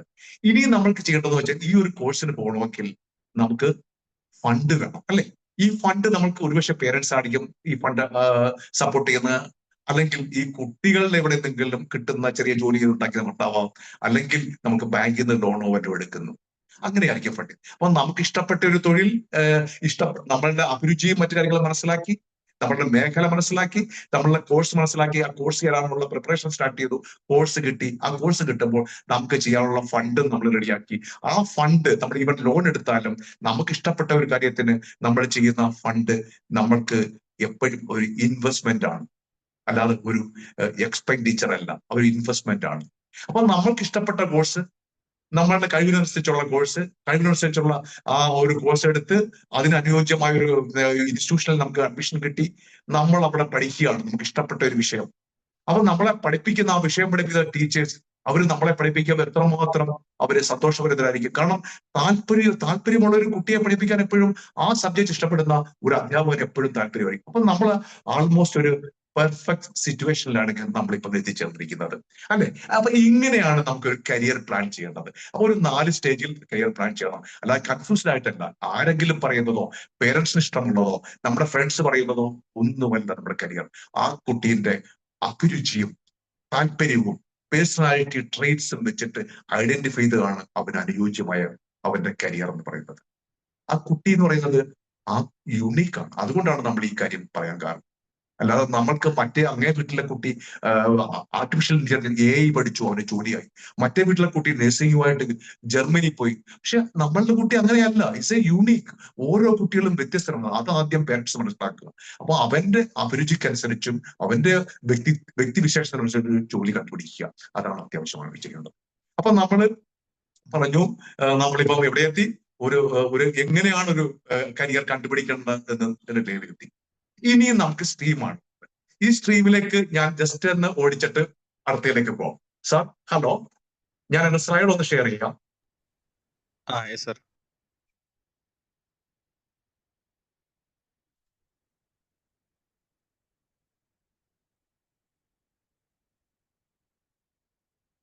ഈ സ്ലൈഡ് കാണുന്നുണ്ടോ? സ്ലൈഡ് കാണുന്നുണ്ടോ സർ? ഫുള്ള് കാണാൻ പറ്റുന്നുണ്ടോ? ഫുള്ളായിട്ടില്ല സാറ്, അത് ഫുള്ളാക്ക്. ഞാൻ ഫുള്ളാക്കാം, ഒരു മിനിറ്റ്. കാണുന്നുണ്ടോ? ഇപ്പൊ ഓക്കെ സർ. ഇത് കാണാൻ പറ്റുന്നുണ്ടോ? ഇപ്പം കണ്ടില്ലേ? നമ്മുടെ എഡ്യൂക്കേഷൻ സിസ്റ്റം ആണ് ഈ കാണുന്നത്, കണ്ടില്ലേ? നമ്മുടെ ഒരു കുരങ്ങനും ഒരു കാക്കയും ആനയും പെൻഗിനും ഒരു ഗ്ലാസിനകത്ത് ഒരു മീനെ ഇട്ടേക്കുന്ന വേറെ പല ഈ ഇതെല്ലാം കൂടി ഇരിക്കുകയാണ്. അവർ ചോദിക്കുന്നതാണ് ഇവർക്കെല്ലാം ഇവരുടെ ഒരു ഫെയർ സെലക്ഷൻ എന്താണെന്നറിയാമോ? ഇവരോടെല്ലാം പറയുകയാണ്, നിങ്ങൾ മരത്തേൽ കയറുക. നമ്മുടെ സെലക്ഷൻ ഇങ്ങനെയാണ്, നിങ്ങൾ മരത്തേൽ കയറാൻ പറയുകയാണ് ഇവരോട്. പോസിബിൾ ആണ്? കണ്ടോ, ഇവർക്ക് പറ്റില്ല. ഇത് മരത്തെ കയറാൻ പറയും, മീന് മരത്തെ കയറാൻ പറ്റുമോ? ഓരോ ജീവികളും ഇൻഡിവിജ്വൽ, അതിന് വ്യത്യസ്തങ്ങളാണ്. ആനയ്ക്ക് ചെയ്യാൻ പറ്റുന്ന പോലെയല്ല മീൻ ചെയ്യുന്നത്, കുരങ്ങനെ പറ്റുന്നതല്ല മറ്റൊരു ഡോഗിന് പറ്റുന്നത്. പക്ഷെ നമ്മുടെ എഡ്യൂക്കേഷൻ സിസ്റ്റം പറയുന്നത് എല്ലാവരെയും ഒരേ കുഴലിൽ കൂടെയാണ് കാണുന്നത്. അത് നിങ്ങൾ മനസ്സിലാക്കും. അപ്പൊ അതുപോലെ തന്നെ നമ്മുടെ ജോലിയെ പറ്റി പറയുന്നത്, നിങ്ങൾ ഇഷ്ടപ്പെടുന്ന ജോലി തിരഞ്ഞെടുക്കുക. അപ്പോൾ നിങ്ങളുടെ ജീവിതത്തിൽ നിങ്ങൾ ഒരു ദിവസം പോലും ജോലി ചെയ്യേണ്ടി വരില്ല. നിങ്ങളുടെ ജോലി എന്താ ചെയ്യുന്നത്? നിങ്ങൾക്ക് ഇഷ്ടപ്പെട്ട ഒരു ജോലി എന്ന് പറയുന്നത്, നിങ്ങൾക്ക് ഇഷ്ടപ്പെട്ട ഒരു കാര്യം നിങ്ങളുടെ കഴിവിന്റെ പരമാവധി ഉപയോഗിച്ച് നിങ്ങൾ ചെയ്യുമ്പോൾ കിട്ടുന്ന ഒരു പൈസ ഉണ്ടല്ലോ, അല്ലെങ്കിൽ കാശ് ഉണ്ടല്ലോ, അതാണ് ശരിക്കും നിങ്ങൾ എൻജോയ് ചെയ്യുന്നത്. അല്ലാതെ നിങ്ങൾ ഇഷ്ടപ്പെടാത്ത ഒരു ജോലി രാവിലെ എണീറ്റ് ആ ജോലിക്ക് പോകാൻ തന്നെ നിങ്ങൾ വളരെ മടി പിടിക്കും. കാരണം അത് നിങ്ങൾക്ക് ഇഷ്ടമല്ല. എത്ര കാശ് കിട്ടിയാലും നിങ്ങൾ ഒരിക്കലും സാറ്റിസ്ഫൈഡ് ആവില്ല. ഓക്കെ, ഞാൻ അടുത്ത സ്ലൈഡിലേക്ക് പോവാണ്. അപ്പൊ ഞാൻ ഇതും കൂടെ ഒന്ന് പറഞ്ഞേക്കാം. നിങ്ങൾ അഭിരുചി അറിയാൻ വേണ്ടി നിങ്ങളുടെ കുട്ടികൾക്ക് തന്നെ ചോദിക്കാവുന്ന ചില കാര്യങ്ങളുണ്ട്. ഇത് നിങ്ങൾ സ്വന്തമായിട്ട് സൈക്കോമെട്രി ടെസ്റ്റ് ഇല്ലാതെ തന്നെ നമുക്ക് ചെയ്യാവുന്ന ഏതാനും മാതൃകാ ചോദ്യങ്ങൾ കൂടെ ചേർക്കുന്നു. അത് ഒന്നാമത്തെ ചോദ്യം, നിങ്ങൾക്ക് ആരായിത്തീരാനാണ് ആഗ്രഹം? ആ ജോലിയിൽ തിളങ്ങാനാകുമെന്ന് നിങ്ങൾ കരുതുന്നുണ്ടോ? എന്താണ് അതിന് കാരണം? ഏത് വിഷയം പഠിക്കുമ്പോഴാണ് നിങ്ങൾക്ക് ഏറ്റവും കൂടുതൽ സന്തോഷം ഉണ്ടാകുന്നത്? വീട്ടിൽ ഏത് ജോലി ചെയ്യുമ്പോഴാണ് നിങ്ങൾ ഏറ്റവും കൂടുതൽ ആനന്ദം ഉണ്ടാകുന്നത്? ഒന്ന് തീർന്നു കിട്ടിയിരുന്നെങ്കിൽ ഇന്ന് നിങ്ങൾ ആഗ്രഹിക്കുന്ന ക്ലാസ് ഏത് വിഷയത്തിന്? ഇങ്ങനെ കുറച്ച് ക്വസ്റ്റ്യൻസ് നിങ്ങൾ ആൻസർ ചെയ്യുമ്പോൾ തന്നെ നിങ്ങളുടെ അഭിരുചിയുടെ ഏകദേശം ഒരു കാര്യം അറിയാൻ പറ്റും. അപ്പൊ ഇവിടെ നമ്മളുടെ അതിലേക്ക് സ്കിപ്പ് ചെയ്തിട്ട്, ആ സ്ലൈഡിൽ സ്കിപ്പ് ചെയ്തിട്ട് നമ്മളുടെ മെയിൻ ലൈനിലേക്ക് വരികയാണ്. അപ്പം 10ാം ക്ലാസ് കഴിഞ്ഞ് പലതുണ്ട് വഴികൾ. അപ്പം 10ാം ക്ലാസ്സിലെ സയൻസ് സ്ട്രീം എടുക്കുന്ന കുട്ടികൾ, അവർക്ക് എന്താണ്? നമ്മൾ 10 വിഷയങ്ങൾ പഠിച്ചിട്ട് നമ്മൾ 11ാം ക്ലാസ്സിലും 12ാം ക്ലാസ്സിലേക്ക് പോകുമ്പോഴും നമ്മൾ 3 വിഷയങ്ങളിലേക്ക്, 3 സ്ട്രീമിലേക്ക് നമ്മൾ ചുരുങ്ങുകയാണ്. ഫസ്റ്റ് സ്ട്രീം എന്ന് പറയുന്നത് സയൻസ് ആണ്. സയൻസിൽ നമ്മൾ പഠിക്കേണ്ടത് physics, chemistry, biology, maths. Biomaths എന്ന് ഷോർട്ട് നെയിമിൽ പറയും. ഏറ്റവും കൂടുതൽ ആൾക്കാർ എടുക്കുന്ന ഒരു ഓപ്ഷനാണ് ഇത്. ഈ ഓപ്ഷൻ ഫസ്റ്റ് ഓപ്ഷൻ ആണ് ഇത്. Physics, chemistry, biology, maths. കാരണം ഇത് ചോദിച്ച എന്തുകൊണ്ടാണ് നിങ്ങൾ ഇത് വിഷയം എടുക്കുന്നതെന്ന് ചോദിച്ചു കഴിഞ്ഞാൽ, ഈ 4 കോമ്പിനേഷൻ എടുക്കുന്നത് ചോദിച്ചു കഴിഞ്ഞാൽ കുട്ടികളെല്ലാം പറയുന്നത് എനിക്ക് സാറേ A+ കിട്ടി, എനിക്ക് എല്ലാത്തിനും A+ ആണ്, അതുകൊണ്ട് അച്ഛനും അമ്മയും പറയും എനിക്കും പറയുന്നത് സയൻസ് എടുക്കാം. കറക്റ്റ് ആണോ? ഇത് നല്ല കാര്യമാണോ? ഞാൻ പറഞ്ഞു വരാം. അപ്പൊ എല്ലാ കുട്ടി A+ കിട്ടിയ എല്ലാ കുട്ടികളുടെ ഉദ്ദേശം എന്ന് പറയുന്നത്, എല്ലാ വിചാരിക്കുന്നത് സയൻസിനകത്ത് ഇതിനകത്ത് ഫിസിക്സ്, കെമിസ്ട്രി, ബയോളജി, മാത്സ് എടുക്കുക. ഇതെടുത്തു കഴിഞ്ഞാൽ എല്ലാത്തിലും പോകാമല്ലോ എന്നാണ് പറയുന്നത്. ഏതിനോടും ശരിയാണ്, എല്ലാത്തിലും പോകാം. പക്ഷെ അതിൻ്റെതായ നിങ്ങൾ ശരിക്കും, അത് ഞാൻ പറയാം, ശരിക്കും പഠിക്കേണ്ടതുണ്ട്. അങ്ങനെ നിങ്ങൾ അത് ഞാൻ പറഞ്ഞു വരുന്നുണ്ട് എങ്ങനെയാണെന്നുള്ളത്. പിന്നെ physics, chemistry, biology, home science എടുക്കാൻ പറ്റും, അതൊരു ഓപ്ഷനുണ്ട്. മാത്സിന് പ്രയാസമുള്ളവർക്ക് അങ്ങനെ ഒരു ഓപ്ഷനുണ്ട്. പക്ഷെ ഒരു കാര്യം ഞാൻ നിങ്ങളോട് പറയാം, നിങ്ങൾ നീറ്റ് എക്സാമിന് വേണ്ടി ട്രൈ ചെയ്യുന്നുണ്ടെങ്കിൽ, മെഡിസിന് വേണ്ടി ട്രൈ ചെയ്യുന്നുണ്ടെങ്കിൽ, നിങ്ങൾ biology, chemistry, physics, chemistry, biology എടുക്കുന്ന ആളാണ് വിചാരിച്ചു. ഫിസിക്സ്, കെമിസ്ട്രി, ബയോളജി എടുക്കുകയാണെങ്കിൽ, നിങ്ങൾ നീറ്റിന് വേണ്ടി ട്രൈ ചെയ്യുന്നെങ്കിൽ നിങ്ങൾക്ക് ഫിസിക്സ് എന്ന് പറയുന്ന സംഭവം, ഫിസിക്സ് പഠിച്ച് നിങ്ങൾക്ക് ഫിസിക്സിനകത്ത് സ്കോർ ചെയ്യണമെങ്കിൽ തീർച്ചയായിട്ടും നിങ്ങൾക്ക് മാത്സിന്റെ ബാക്ക്ഗ്രൗണ്ട് വേണം. അപ്പൊ ഞാൻ എൻ്റെ ഒരു റിക്വസ്റ്റ് ആണ്, ഈ നീറ്റ് എക്സാം ക്വാളിഫൈ ചെയ്യാൻ ഉദ്ദേശിക്കുന്ന കുട്ടികൾ, please you don't avoid maths. നിങ്ങൾ മാത്സിനെ കളയരുത്. കാരണം ഫിസിക്സിന്റെ ഒരു സൈഡ് ഡിഷ് ആണ് മാത്സ് എന്ന് പറയുന്നത്. ഫിസിക്സ് നിങ്ങൾ പഠിക്കുന്നത് നിങ്ങൾക്കറിയാം, തിയറിയും ഫോർമുലയൊക്കെ വരുമ്പോൾ മാത്സിന്റെ ഒരു ഫ്ലേവർ അവിടെ വേണം. അപ്പൊ നിങ്ങൾ മാത്സിനെ പൂർണ്ണമായിട്ട് ഒഴിവാക്കുകയാണെങ്കിൽ നിങ്ങൾ തീർച്ചയായിട്ടും നിങ്ങൾക്ക് ഫിസിക്സിന് സ്കോർ ചെയ്യാൻ പറ്റില്ല. കാരണം ഫിസിക്സ്, കെമിസ്ട്രിക്കും ബയോളജിക്കും മാത്രം സ്കോർ ചെയ്യുന്നതുകൊണ്ട് നിങ്ങൾക്ക് ടോപ്പിലേക്ക്, നീറ്റ് എക്സാമിന്റെ സ്കോറിലേക്ക് നിങ്ങൾക്ക് വരാൻ പറ്റില്ല. അതുകൊണ്ട് ഫിസിക്സ് നിങ്ങൾ ഇമ്പോർട്ടൻസ് കൊടുക്കണം. അതുകൊണ്ട് മാത്സ് നിങ്ങൾ എങ്ങനെയെങ്കിലും പഠിച്ചെടുക്കണം, മാത്സിന്റെ ബാക്ക്ഗ്രൗണ്ട് ഉണ്ടാക്കണം. ഓക്കെ, അത് മനസ്സിലായി കാണുമല്ലോ? ഓക്കെ, അപ്പൊ അത് ആ നീറ്റിന് മെഡിസിനിലേക്ക് പോകുന്ന കുട്ടികൾക്ക് വേണ്ടി ഞാൻ പറഞ്ഞതാണ്. പിന്നെ ഫിസിക്സ്, കെമിസ്ട്രി, പിന്നെ മാത്സ് എടുക്കുന്ന കുട്ടികളുണ്ട്, എഞ്ചിനീയറിംഗിന് വേണ്ടിയുള്ള കുട്ടികൾ. പിന്നെ physics, chemistry, biology, home science എടുക്കാം. Physics, chemistry, home science, maths ഉണ്ട്. പിന്നെ ഫിസിക്സ്, കെമിസ്ട്രി, മാത്സ്, ജിയോളജി, അങ്ങനെ 10ഓളം കാര്യങ്ങൾ. ഈവൻ കമ്പ്യൂട്ടർ സയൻസ് വേണമെങ്കിലും എടുക്കാം. Physics, chemistry, maths, computer science എടുക്കുന്ന കുട്ടികളുണ്ട്. അങ്ങനെ നിങ്ങൾക്ക് ഇലക്ട്രോണിക്സ് ഉണ്ട്. അങ്ങനെ ഡിഫറെന്റ് ഓപ്ഷൻസ്, 10 ഓപ്ഷൻ നിങ്ങൾക്ക് എടുക്കാൻ പറ്റും. ഏത്? സയൻസ് സ്ട്രീമിലേക്ക്. ഞാൻ കുറച്ച് സ്പീഡിലായിരിക്കും പോകുന്നത്. അപ്പൊ ഇതിനകത്ത് സംശയം ഉണ്ടെങ്കിൽ നിങ്ങൾക്ക് ചോദിക്കാം ലാസ്റ്റ്. അതാണ് സയൻസ് സ്ട്രീമിന്റെ ഒരു പ്രത്യേകത. ഇത് അടുത്തത് എന്ന് വെച്ചാൽ കൊമേഴ്സ് ആണ്. കൊമേഴ്സിൽ നിങ്ങൾക്ക് 4 ഓപ്ഷൻസേ ഉണ്ട്. അത് ഈ നമ്മളുടെ സിംഗിൾ വിൻഡോ ഇന്റർഫേസിനകത്ത് വരുന്നത് 36, 37, 38, 39. അങ്ങനെ അതിന് 36ാമത് business studies, accountancy, economics and mathematics. കണ്ടോ, ഇത് കൊമേഴ്സിന് വരുന്നത് ബിസിനസ് സ്റ്റഡീസും അക്കൗണ്ടൻസിയും മസ്റ്റ് ആണ്. എക്കണോമിക്സും ഉണ്ട്. ഇത് 3 മസ്റ്റ് ആയിട്ട് പഠിക്കണം. Business studies, accountancy, economics and mathematics, അല്ലെങ്കിൽ business studies, accountancy, economics and statistics, അല്ലെങ്കിൽ business studies, accountancy, economics and political science, അല്ലെങ്കിൽ business studies, accountancy, economics and computer application. ഇത് 4 ആ സ്ട്രീമിൽ വരുന്നത്. ഏതിന്റെ? കൊമേഴ്സ് സ്ട്രീമിന്റെ. ഇപ്പൊ 4ഉം 14 ഇനി 32 നമ്മുടെ ഹ്യൂമാനിറ്റീസ് വരുന്നത്. ധാരാളം സെലക്ഷൻസ് ഉണ്ട്. അതിനകത്ത് history, economics, political science, geography, history, economics, political science, sociology ഉണ്ട്. പിന്നെ history, economics, political science, geology ഉണ്ട്. അങ്ങനെ നമുക്കൊരു 32 ഓപ്ഷൻസ് ഇതിനകത്ത് വരുന്നുണ്ട്. പല കോമ്പിനേഷൻസ് നമുക്ക് എടുക്കാൻ പറ്റും. ഈ ഒരു കോമ്പിനേഷൻസ് നമുക്ക് സെലക്ട് ചെയ്യാൻ പറ്റും. കണ്ടില്ലേ? അപ്പൊ നമുക്ക് കോമ്പിനേഷൻസിന്റെ കാര്യം ഞാൻ നിങ്ങളോട് പറഞ്ഞു. പിന്നെ സയൻസിനകത്തുള്ള സയൻസ് സ്ട്രീം ഉണ്ട്, കൊമേഴ്സ് സ്ട്രീം ഉണ്ട്, ഹ്യൂമാനിറ്റീസ് സ്ട്രീം ഉണ്ട്. ഇതിനെപ്പറ്റി ഡീറ്റെയിൽ ആയിട്ട് വേണമെങ്കിൽ ആരെങ്കിലും റിക്വസ്റ്റ് ചെയ്ത് കഴിഞ്ഞാൽ നമുക്ക് അടുത്ത ക്ലാസ് ഇതിനെപ്പറ്റി വളരെ ഡീറ്റെയിൽ ആയിട്ട് എന്താണ് സയൻസ് സ്ട്രീമിലെ ഓരോന്നും, എന്താണ് ഹ്യൂമാനിറ്റീസിലെ ഓരോന്നും, എന്താണ് പിന്നെ കൊമേഴ്സിലെ ഓരോന്നും, എന്താണ് അതിന്റെ കരിയർ ഫ്യൂച്ചർ എന്നുള്ളതിനെ പറ്റി ഡീറ്റെയിൽ ആയിട്ട്. കാരണം എനിക്കൊരു 1 മണിക്കൂർ കൂടുതൽ സമയം അതിന് വേണം. ഇതിന്റെ എന്താണ് ഒരു ഫ്യൂച്ചർ സ്കോപ്പിനെ പറ്റി പറയാൻ, എന്തെല്ലാം കരിയർ ഇതിനെ റിലേറ്റഡ് ആയിട്ടുണ്ടെന്നുള്ളത്. ഞാൻ അതിനു മുമ്പ് നിങ്ങൾക്ക് ഒരു കാര്യം കൂടെ നിങ്ങൾക്ക് പറയുകയാണ്. നമുക്ക് ഈ സ്ട്രീമുകൾ സെലക്ട് ചെയ്യുന്നതിന് മുമ്പ് തന്നെ കുട്ടികൾ ഒരു കാര്യം കൂടെ നിങ്ങൾ ആലോചിക്കണം. അതിതാണ്, നമ്മൾ സയൻസ് സ്ട്രീം എടുക്കുന്ന കുട്ടികളായാലും ഹ്യൂമാനിറ്റീസ് എടുക്കുന്ന കൊമേഴ്സ് ആയാലും. കാരണം ബേസിക് ആയിട്ട് നമ്മൾക്ക് കുട്ടികൾ ആലോചിക്കേണ്ടത്, നമ്മൾ 3 ടൈപ്പാണ് നമ്മളുടെ ക്യാരക്ടർ. നമ്മൾ ഒന്നാമത്തെ കുട്ടികൾ എന്ന് പറയുന്നത്, ഒരു ടൈപ്പ് കുട്ടികൾ എന്ന് പറയുന്നത് അക്കാഡമിക് ഓറിയന്റഡ് ആയിരിക്കും. ആ കുട്ടികൾ അക്കാഡമിക് ഓറിയന്റഡ് കുട്ടികളാണ്. രണ്ടാമത്തെ കാറ്റഗറി എന്ന് പറയുന്നത് പീപ്പിൾ ഓറിയന്റഡ് ആയിരിക്കും. പീപ്പിൾ ഓറിയന്റഡ് ആണ്. മൂന്നാമത്തെ കാറ്റഗറി എന്ന് പറയുന്നത് ക്രിയേറ്റീവ് ആയിട്ടുള്ള കുട്ടികളായിരിക്കും. Creative oriented കുട്ടികളായിരിക്കും. മനസ്സിലായിരുന്നു? 3 ടൈപ്പാണ്. Academic oriented, people oriented and creative oriented. ഈ അക്കാഡമിക് ഓറിയന്റഡ് കുട്ടികളുടെ ഒരു പ്രത്യേകത എന്ന് പറയുന്നത് അവര് സ്റ്റുഡിയസ് ആയിരിക്കും. അവർ വളരെ ഉത്സാഹകരാണ്, പഠിക്കാൻ വളരെ പഠിത്തക്കാരൻ നമ്മൾ പറയുന്നത്, പഠിക്കാൻ ഇഷ്ടമുള്ള കുട്ടികൾ. അവർ എപ്പോഴും അവര് ബുക്സ് വായിക്കും. ഇന്റർനെറ്റിനകത്ത് പോയി കഴിഞ്ഞാൽ അവര് സബ്ജക്ട് നോളജ് ഡെവലപ്പ് ചെയ്യാൻ വേണ്ടിയുള്ള പല കാര്യങ്ങൾ അക്വയർ ചെയ്യാനുള്ള കാര്യങ്ങൾ നോക്കും. അതുപോലെ തന്നെ അവരുടെ ഫൺ ടൈം കുറവായിരിക്കും, കളിക്കാൻ പോകുന്ന സമയം കുറവായിരിക്കും. കൂടുതലും അവർ റീഡിങ് അങ്ങനെയൊക്കെയുള്ള കുട്ടികളാണ്. മിക്കവാറും ഒരു പഠിത്തക്കാരൻ നമ്മൾ പറയും, അവർ എപ്പോഴും ആ ഒരു ടൈപ്പ് ഓഫ് കുട്ടികളായിരിക്കും, അക്കാഡമിക് ഓറിയന്റഡ് കുട്ടികൾ.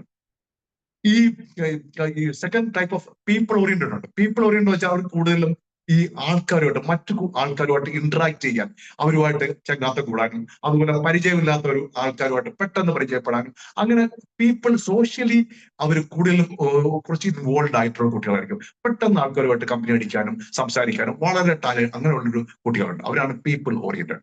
The third one is the creative oriented students ആണ്. ക്രിയേറ്റീവ് ഓറിയന്റഡ് എന്ന് പറഞ്ഞാൽ അവര് ശരിക്കും ക്രിയേറ്റീവ് ആയിരിക്കും. അവരുടെ മനസ്സിൽ ഒത്തിരി ക്രിയേറ്റിവിറ്റിയും അങ്ങനെയുള്ള കാര്യങ്ങളും. അവര് ശരിക്ക് ഡിസൈൻ ഇഷ്ടമാണ്, പെയിന്റിങ് ഇഷ്ടമാണ്, മ്യൂസിക് ഇഷ്ടമാണ്, സിംഗിങ് ഇഷ്ടമാണ്, സ്പോർട്സ് ഇഷ്ടമാണ്, അങ്ങനെയുള്ള കുട്ടികൾ. ഈ 3 ടൈപ്പ് കുട്ടികളുണ്ട്. പക്ഷെ ഈ 3 ടൈപ്പ് കുട്ടികൾ എന്ന് പറഞ്ഞാൽ നമ്മളിലെല്ലാം ഈ 3 കാര്യങ്ങളുമുണ്ട്. അക്കാഡമിക് ഓറിയന്റഡ് ആയിട്ടുള്ള ഉണ്ടാവും, പീപ്പിൾ ഓറിയന്റഡ് ഉണ്ടാവും, അതുപോലെ തന്നെ നമുക്ക് ക്രിയേറ്റീവ് ഓറിയന്റഡ്. ഈ 3 സംഗതികളും കുട്ടികളിലുണ്ട്. പക്ഷെ അതിന്റെ ലെവല് ചില കുട്ടികളിൽ അക്കാഡമിക് കൊണ്ട് ഹൈ ആയിരിക്കും, പക്ഷെ പീപ്പിൾ ഓറിയന്റഡ് കുറവായിരിക്കും. അല്ലെങ്കിൽ അക്കാഡമിക് ഓറിയന്റും പീപ്പിൾ ഓറിയന്റഡും ഹൈ ആയിരിക്കും, ക്രിയേറ്റീവ് ഓറിയന്റഡ് കുറവായിരിക്കും. അല്ലെങ്കിൽ ഇതെല്ലാം ഹൈ ആയിരിക്കും, അല്ലെങ്കിൽ ഇതെല്ലാം ഒരു നോർമൽ മീഡിയം ആയിരിക്കും, അല്ലെങ്കിൽ ചിലതൊക്കെ ലോവർ ആയിരിക്കും, ചിലതൊക്കെ മീഡിയം ഹൈ ആവും, മീഡിയം ആവും. ഇങ്ങനെ ഒരു മിക്സർ ആയിരിക്കും നമ്മളുടെ കുട്ടികൾ. അപ്പൊ നമ്മൾ ആദ്യം അത് മനസ്സിലാക്കുക. അപ്പൊ ഞാൻ പറയുന്നത്, ഇപ്പൊ നിങ്ങൾ സയൻസ് സ്ട്രീം എടുക്കുന്നത്, നിങ്ങൾ സപ്പോസ് സയൻസ് സ്ട്രീമിൽ നിങ്ങളൊരു ഫസ്റ്റ് സ്ട്രീം എന്ന് വെച്ചാൽ ഫിസിക്സ്, കെമിസ്ട്രി, മാത്സ്, അതാണ് ഞാൻ ആദ്യം പറയുന്നത്. That is engineering oriented. അപ്പൊ നിങ്ങൾ ഫിസിക്സ്, കെമിസ്ട്രി, മാത്സ് എടുക്കുന്ന ഒരു കുട്ടി, താല്പര്യമുണ്ട് ആ കുട്ടിക്ക് എടുക്കാൻ. അങ്ങനെയുള്ള ഒരു കുട്ടി എന്താണ് ആലോചിക്കേണ്ടതെന്ന് വെച്ച് കഴിഞ്ഞാൽ, ആ കുട്ടി ആലോചിക്കേണ്ട ഫസ്റ്റ് കാര്യം എന്ന് പറയുന്നത്, അത് ശരിക്ക് ഒരു അക്കാഡമിക്കലി ഹൈ ആയിരിക്കണം. അക്കാഡമിക്കലി ഹൈ ആയിട്ടൊരു കുട്ടിയായിരിക്കണം. സോഷ്യൽ ഓറിയന്റഡും ക്രിയേറ്റീവ് ഓറിയന്റഡും കുറച്ചായാലും കുഴപ്പമില്ല, അതിനെ നമ്മൾ ബോധർ ചെയ്തില്ല. ആ കുട്ടി ഒരു എഞ്ചിനീയർ, ആ കുട്ടിയുടെ കരിയർ എന്ന് പറയാൻ എഞ്ചിനീയർ, സയന്റിസ്റ്റ്, അല്ലെ, അങ്ങനെ scientist, mathematician, pilot, astronaut, architect, അങ്ങനെ ഒരു ഫീൽഡിലേക്ക് പോകുന്ന കുട്ടികൾ, അവരെടുക്കുന്ന സ്ട്രീം എന്ന് പറയുന്നത് ഫിസിക്സ്, കെമിസ്ട്രി, മാത്സ്. കോർ സംഭവമാണ് ഫിസിക്സ്, കെമിസ്ട്രി, മാത്സ്. ഇങ്ങനെയുള്ള കുട്ടികൾ ബേസിക് ആയിട്ട് അക്കാഡമിക് ഓറിയന്റഡ് ആയിരിക്കും. അവർ സ്റ്റുഡിയസ് കുട്ടികളായിരിക്കും, ഉത്സാഹഭരിതരായിരിക്കും, റീഡിംഗ് ഹാബിറ്റ് ഉണ്ട്. ഒരു വീട്ടിലെ പേരൻസ് വരുമ്പം ഇന്നൊരു ബുക്ക് വായിച്ചോണ്ട് പറയണം, എനിക്ക് വായിക്കണം. അല്ലെങ്കിൽ നെറ്റിൽ കൂടെ സെർച്ച് ചെയ്യുമ്പോൾ അവൻ നോക്കുന്ന, അവന് ഇൻഫോർമാറ്റീവ് ആയിട്ടുള്ള നോളജ് ആയിരിക്കും സെർച്ച് ചെയ്യുന്നത്. അവനൊരു മിഷൻ കണ്ടു കഴിഞ്ഞാൽ അതെങ്ങനെ വർക്ക് ചെയ്യുന്നു, അത് അഴിച്ചു നോക്കി എങ്ങനെ ഇരിക്കും, അതിന്റെ ടെക്നോളജി എങ്ങനെയായിരിക്കും, അങ്ങനെയൊക്കെ നോക്കുന്ന കുട്ടികളുണ്ട്. അങ്ങനെയുള്ള കുട്ടികൾ ഈ സയൻസ് സ്ട്രീം എടുത്തു കഴിഞ്ഞ്, സയൻസ് സ്ട്രീമിനകത്തെ ഈ ഫിസിക്സ്, കെമിസ്ട്രി, മാത്സ് എടുത്തിട്ട് എഞ്ചിനീയറിംഗ് സ്ട്രീമിലോ സയന്റിഫിക് സ്ട്രീമിലോ അല്ലെങ്കിൽ പൊളിറ്റിക്സ് സ്ട്രീമിലോ അല്ലെങ്കിൽ NDA ഓഫീസിന് നേവൽ അക്കാഡമിയിലോ ഒക്കെ പോകാൻ ബെറ്റർ ആയിരിക്കും. അൺലെസ് അവൻ പഠിക്കണം. അത് മാത്രമല്ല, അവന് മാത്സിന് 95% മാർക്ക് കൂടുതൽ കാണും, ഫിസിക്സിന് മോർ ദാൻ 85 മാർക്ക് കിട്ടുകയാണെങ്കിൽ മാത്രം പോരാ, അവന്റെ സമയം കൂടുതൽ സ്പെൻഡ് ചെയ്യണം. അവന് ഹാർഡ് വർക്ക് ചെയ്യണം. അവന്റെ ലേബർ കൂടുതലാണ്. ഹാർഡ് വർക്ക് കൂടുതൽ ചെയ്യാൻ താല്പര്യമുള്ള കുട്ടികളോട് ചോദിക്കുക, നിന്റെ ഫൺ ടൈം കുറവായിരിക്കും, കളിക്കാനുള്ള സമയം കുറവാണ്, പക്ഷെ പഠിക്കാനുള്ള സമയം കൂടുതൽ എടുക്കുകയാണെങ്കിൽ it is a better option for that type of students. നിങ്ങൾക്ക് വളരെ ഫ്രീ ആയിട്ട് you can select engineering degree or scientist ആവാനോ, ആർക്കിടെക്ട് ആവാനോ, അല്ലെങ്കിൽ അതുപോലുള്ള പ്രൊഫഷണൽസ് ആവാനോ, പൈലറ്റ് ആവാനോ,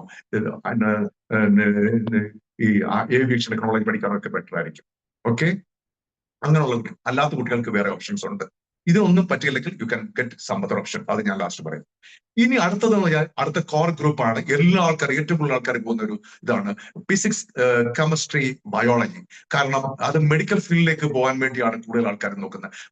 മെഡിക്കൽ റിലേറ്റഡ് ആയിട്ടുള്ള കാര്യങ്ങൾ, MBBS അല്ലെങ്കിൽ BDS അല്ലെങ്കിൽ ആയുർവേദ, യുനാനി, അങ്ങനെ ഒത്തിരി സ്ട്രീമുണ്ട്. അല്ലെങ്കിൽ നഴ്സിംഗ്, അല്ലെങ്കിൽ പാരാമെഡിക്കൽ കോഴ്സ്, അങ്ങനെ മെഡിക്കൽ ഫീൽഡിലേക്ക് സ്വിച്ച് ചെയ്യുന്ന കുട്ടികൾക്കാണ് കൂടുതലായിട്ടും ആ ഫീൽഡിലേക്ക് നോക്കുന്നത്. അങ്ങനെയുള്ള കുട്ടികൾ എടുക്കുന്നത് ഫിസിക്സ്, കെമിസ്ട്രി, ബയോളജി ആണ്. ഈ കുട്ടികളുടെ ഒരു പ്രത്യേകത വെച്ചാൽ ഇവർ അക്കാഡമിക് ഓറിയന്റഡ് ആയിരിക്കണം. അക്കാഡമിക് ഓറിയന്റഡ് ഹൈ ആയിരിക്കണം. That is the first quality. Academic oriented പഠിക്കുന്ന കുട്ടികളായിരിക്കണം. അവരുടെ ഫൺ ടൈം കുറവായിരിക്കും. സെക്കൻഡ് എന്ന് പറഞ്ഞാൽ ആ കുട്ടികൾ പീപ്പിൾ ഓറിയന്റഡും ആയിരിക്കണം. അക്കാഡമിക് ഓറിയന്റഡ് ഹൈ ആയിരിക്കണം, പീപ്പിൾ ഓറിയന്റഡ് ഹൈ ആയിരിക്കണം. ക്രിയേറ്റീവ് ഓറിയന്റഡ് നമ്മൾ നോക്കുന്നില്ല. അപ്പം അക്കാഡമിക് ഓറിയന്റഡ് ഹൈ ആണ്, പീപ്പിൾ ഓറിയന്റഡ് ഹൈ ആണെങ്കിൽ it is A first option. അവർക്ക് അത് ബെറ്റർ ആണ്. അപ്പൊ അതുകൊണ്ട് ഞാൻ ഉദ്ദേശിക്കുന്നത് ഈ കുട്ടികൾ അക്കാഡമിക് ഓറിയന്റഡ് ഞാൻ ആൾറെഡി പറഞ്ഞു കഴിഞ്ഞു. ഇവർ പഠിക്കുന്ന കുട്ടികളായിരിക്കണം. ഒത്തിരി ടൈം അവർക്ക് അവർ പഠിക്കാൻ വേണ്ടി സ്പെൻഡ് ചെയ്യണം. പ്ലസ് അവരുടെ മെമ്മറി വളരെ കൂടുതലായിരിക്കണം. ഈ മെഡിസിൻ ആ ഫീൽഡിലേക്ക് പോകാൻ പറ്റുന്ന കുട്ടികൾ, നീറ്റ് എക്സാമും മറ്റേ എഴുതാൻ പോകുന്ന കുട്ടികൾ ആദ്യം ആലോചിക്കേണ്ടത് നിങ്ങളുടെ മെമ്മറി പവർ ടെസ്റ്റ് ചെയ്യണം. നിങ്ങൾക്ക് നല്ല മെമ്മറി പവർ വേണം. പ്ലസ് നിങ്ങൾക്ക് പീപ്പിൾ ഓറിയന്റഡ് ആയിരിക്കണം. കാരണം നിങ്ങൾ ഇന്ററാക്ട് ചെയ്യേണ്ടത് പീപ്പിളുമായിട്ടാണ്, മനുഷ്യരുമായിട്ടാണ് ഇന്ററാക്ട് ചെയ്യേണ്ടത്, ഹ്യൂമൻ ബീങ്ങുമായിട്ടാണ് ഇന്ററാക്ട് ചെയ്യേണ്ടത്. അതുപോലുള്ള ജീവികളുമായിട്ട് ഇന്ററാക്ട് ചെയ്യേണ്ടത്. ഇവൻ വെറ്ററി ഫീൽഡ് ആയാലും അത് തന്നെ. അപ്പൊ നിങ്ങൾ പീപ്പിൾ ഓറിയന്റഡ് ആയിട്ടായിരിക്കും കുട്ടികളായിരിക്കണം. ഫസ്റ്റിൽ നിങ്ങൾ അക്കാഡമിക്കലി റിച്ച് ആയിരിക്കണം. ആ കുട്ടികൾ അക്കാഡമിക്കലി ഹൈ ആയിരിക്കണം, ഓറിയന്റഡ് ആയിരിക്കണം, പീപ്പിൾ ഓറിയന്റഡ് ആയിരിക്കണം. കാരണം അവർക്ക് ഈ മനുഷ്യരുമായിട്ട് ഇന്ററാക്ട് ചെയ്യാനുള്ള പവർ വേണം. അവരുടെ മെമ്മറി ഹയർ ആയിരിക്കണം. അതുപോലെ തന്നെ ആ കുട്ടികൾ കൂടുതൽ സമയം സ്പെൻഡ് ചെയ്യണം. കാരണം അവർക്ക് കൂടുതൽ പഠിക്കാനുള്ള സമയം സ്പെൻഡ് ചെയ്യാൻ പറ്റുന്ന കുട്ടികളായിരിക്കണം. ഫൺ ടൈം കുറവായിരിക്കണം. അതുപോലെ തന്നെ ആ കുട്ടികൾ ഏത് ക്രൈസിസ് സിറ്റുവേഷനിലും ആൾക്കാരുമായിട്ട് വർക്ക് ചെയ്യാനുള്ള, ഏത് ക്രൈസിസ് സിറ്റുവേഷനിലും വർക്ക് ചെയ്യാനുള്ള ഒരു മാനസികാവസ്ഥ ഉണ്ടെങ്കിൽ it is a better option for you to go for NEET exam. അപ്പൊ ആ ഒരു എക്സാം നമുക്ക് അതിന് പോകാനുള്ളത്. നിങ്ങൾക്ക് എടുക്കാൻ പറ്റുന്ന സ്ട്രീം എന്താണ്? Physics, chemistry, biology, no problem. ആ ബയോളജിക്ക് നിങ്ങൾക്ക് 85% മാർക്ക് കിട്ടുകയാണെങ്കിൽ it is a good option for selecting that PCB, physics, chemistry, biology. ഇനി തേർഡ് വൺ എന്ന് പറയുന്നത് ഞാൻ പറയുന്നത് കൊമേഴ്സിലാണ്. കൊമേഴ്സ് എടുക്കാൻ പറ്റുന്ന കുട്ടികൾ, ഈ കൊമേഴ്സ് എടുക്കാൻ പറ്റുന്ന കുട്ടികൾക്ക് അവർ കൊമേഴ്സ് വളരെ സാധ്യതയുള്ള ഒരു മേഖലയാണ്. അത് നിങ്ങൾക്ക് അക്കാഡമിക് ഓറിയന്റഡ് കുട്ടികളായിരിക്കണം.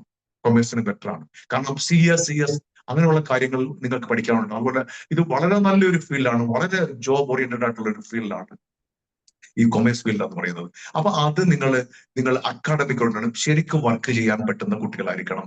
എസ്പെഷ്യലി അവർക്ക് മാത്തമാറ്റിക്സിനകത്തൊരു സ്കിൽ ഉണ്ടായിരിക്കണം. അക്കാഡമിക് ഓറിയന്റഡ് ആയിരിക്കണം. അവർക്ക് പീപ്പിൾ ഓറിയന്റഡ് ആവണമെന്നില്ല, അവര് ക്രിയേറ്റീവ് ഓറിയന്റഡ് ആവണമെന്നില്ല. പക്ഷെ അക്കാഡമിക് ഓറിയന്റഡ് പ്ലസ് അവര് കൂടുതൽ സമയം ലേബർ ചെയ്യാനും ഹാർഡ് വർക്ക് ചെയ്യാനും സാധ്യത ഉള്ള കുട്ടികൾ, മാത്തമാറ്റിക്സിനകത്തൊരു സ്കില്ലുള്ള കുട്ടികൾക്ക് best option for selecting commerce. നിങ്ങൾക്ക് ഫ്യൂച്ചർ ഉണ്ട്. Third one is humanity. Humanity എന്ന് പറയുന്നത് അതിനകത്ത് നിങ്ങൾക്ക് അക്കാഡമിക് ഓറിയന്റേഷൻ നോർമൽ ആണ്, ലോ ആയാലും കുഴപ്പമില്ല.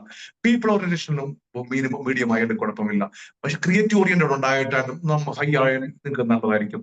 അവിടെ നമ്മൾ സെലക്ട് ചെയ്യുന്നത് നിങ്ങളുടെ സ്കില്ല് നോക്കുന്നത്, നിങ്ങൾക്ക് റീഡിങ് ഹാബിറ്റ് ഉണ്ടോ, നിങ്ങൾക്ക് ഇംഗ്ലീഷ് സ്കില്ലുണ്ടോ, നിങ്ങൾക്ക് റൈറ്റിംഗ് സ്കില്ലുണ്ടോ. അവിടെ നിങ്ങൾക്ക് പൊളിറ്റിക്സും എക്കണോമിക്സും ഇന്ത്യൻ ഹിസ്റ്ററിയും മറ്റു കാര്യങ്ങളും നിങ്ങളുടെ ഫീൽഡ് ഏറ്റവും ഡിഫറെന്റ് ആയിരിക്കും. നിങ്ങൾക്ക് സൈക്കോളജിസ്റ്റോ അല്ലെങ്കിൽ ഹിസ്റ്റോറിയനോ ആർക്കിയോളജിസ്റ്റോ അങ്ങനെയുള്ള പല ഫീൽഡിലേക്ക് നിങ്ങൾക്ക് സ്വിച്ച് ചെയ്ത് പോകാൻ ഒരു ഹ്യൂമാനിറ്റീസ് നിങ്ങൾക്ക് നല്ലതാണ്. അങ്ങനെയുള്ള കുട്ടികൾക്ക് ഈ രീതിയിൽ പോകാം. പക്ഷേ you have to develop your reading habit, നിങ്ങൾക്ക് എഴുതാനുള്ള writing habit and learn to study. പിന്നെ LLB ഉണ്ട്, അത് നല്ലതായിട്ട് വരുന്ന ഒരു ഇതാണ്. LLB പഠിക്കണം. LLB ഉണ്ട്, അതുപോലെ അങ്ങനെ എക്സാം LLB ഉണ്ട്. പിന്നെ ഹോട്ടൽ മാനേജ്മെന്റ്, അതിനെപ്പറ്റിയൊക്കെ ഡീറ്റെയിൽ ആയിട്ട് ഞാനൊരു വരുന്ന ദിവസങ്ങളിൽ ഒരു ക്ലാസ് വേണമെങ്കിൽ കണ്ടക്ട് ചെയ്യാം. കരിയറുമായിട്ട് ബന്ധപ്പെട്ട ക്ലാസ് കണ്ടക്ട് ചെയ്യാം. ഇപ്പൊ വേണമെങ്കിൽ ഞാൻ നിങ്ങൾക്ക് ഒരു സംഗതി കൂടെ പറയാം. സാർ ഉണ്ടോ? Sir, hello sir, hello hello sir. സാറിന്റെ സൗണ്ട് ഒന്ന് കട്ടായിട്ടുണ്ട് സാർ. എനിക്ക് കോൾ വന്നതുകൊണ്ടാണ്. ഇപ്പൊ ഞാൻ ഇപ്പൊ ഓക്കെ സാർ, ഓക്കെ. ഇനി വേണ്ടതെന്ന് പറഞ്ഞാൽ ഞാൻ ഉദ്ദേശിക്കുന്നത് ഞാൻ ഒരു കാര്യം കൂടെ പറയാം. അത് ആൾറെഡി സമയം പോയില്ലോ എനിക്ക് ഞാൻ നോക്കിയില്ല. സമയം കൂടുതലായോ? ഇല്ല സാറ് കണ്ടിന്യൂ ചെയ്തോളൂ. ഇനിയും വേണ്ടത് ഇനിയൊരു കാര്യം എന്ന് പറഞ്ഞാൽ, ഞാൻ കഴിഞ്ഞ ദിവസത്തെ ക്ലാസ് ഞാൻ ഇന്നലെ ഒരു ക്ലാസ് എടുക്കാൻ പോയിരുന്നു, കൊല്ലത്തായിരുന്നു. അത് കഴിഞ്ഞ് ഞാൻ വീട്ടിൽ വന്നു വൈകിട്ട്. അപ്പൊ ഞാൻ ഇങ്ങനെ ക്ലാസ് എടുത്തപ്പം ആ ഒരു കുട്ടിയും പേരന്റുമായിട്ട് എന്റെ വീട്ടിൽ വന്നിരുന്നു ഇന്നലെ വൈകിട്ട്. അവർക്കൊരു സൈക്കോമെട്രി ടെസ്റ്റ് എടുത്തിട്ടുണ്ടായിരുന്നു. അനാലിസിസ് റിപ്പോർട്ടും ഒക്കെ ആയിട്ടാണ് വന്നത്. ഒരു 36 പേജിന്റെ സൈക്കോമെട്രി ടെസ്റ്റ് എടുത്തായിരുന്നു അവർക്ക്. അപ്പൊ അവരുടെ ആ കുട്ടീന്റെ കാര്യങ്ങളും എല്ലാം അതിനകത്ത് ഡീറ്റെയിൽ ആയിട്ട് വന്നിട്ടുണ്ടായിരുന്നു. അഭിരുചിയും ഇൻട്രസ്റ്റും പേഴ്സണാലിറ്റിയുടെ എല്ലാം വളരെ ഡീറ്റെയിൽഡ് റിപ്പോർട്ടാണ്. 36 പേജ് ഉണ്ടായിരുന്നു. അതിന്റെ കരിയർ ഓപ്ഷൻസും തന്നിട്ടുണ്ടായിരുന്നു. ആ കുട്ടി ഇപ്പം ശരിക്കും എടുത്തിരിക്കുന്നത്, ഞാനിത് റിയൽ കാര്യമാണ് പറയുന്നത്, അങ്ങനെ അല്ലാതെ ഇത് നടന്ന സംഭവമാണ് പറയുന്നത്. അപ്പം ആ കുട്ടിയും, അത് പെൺകുട്ടിയാണ്, ആ കുട്ടിയും അതിന്റെ അമ്മയും അച്ഛനും കൂടെ ആകുന്നത്, 3 പേരോടെ ആകുന്നത്.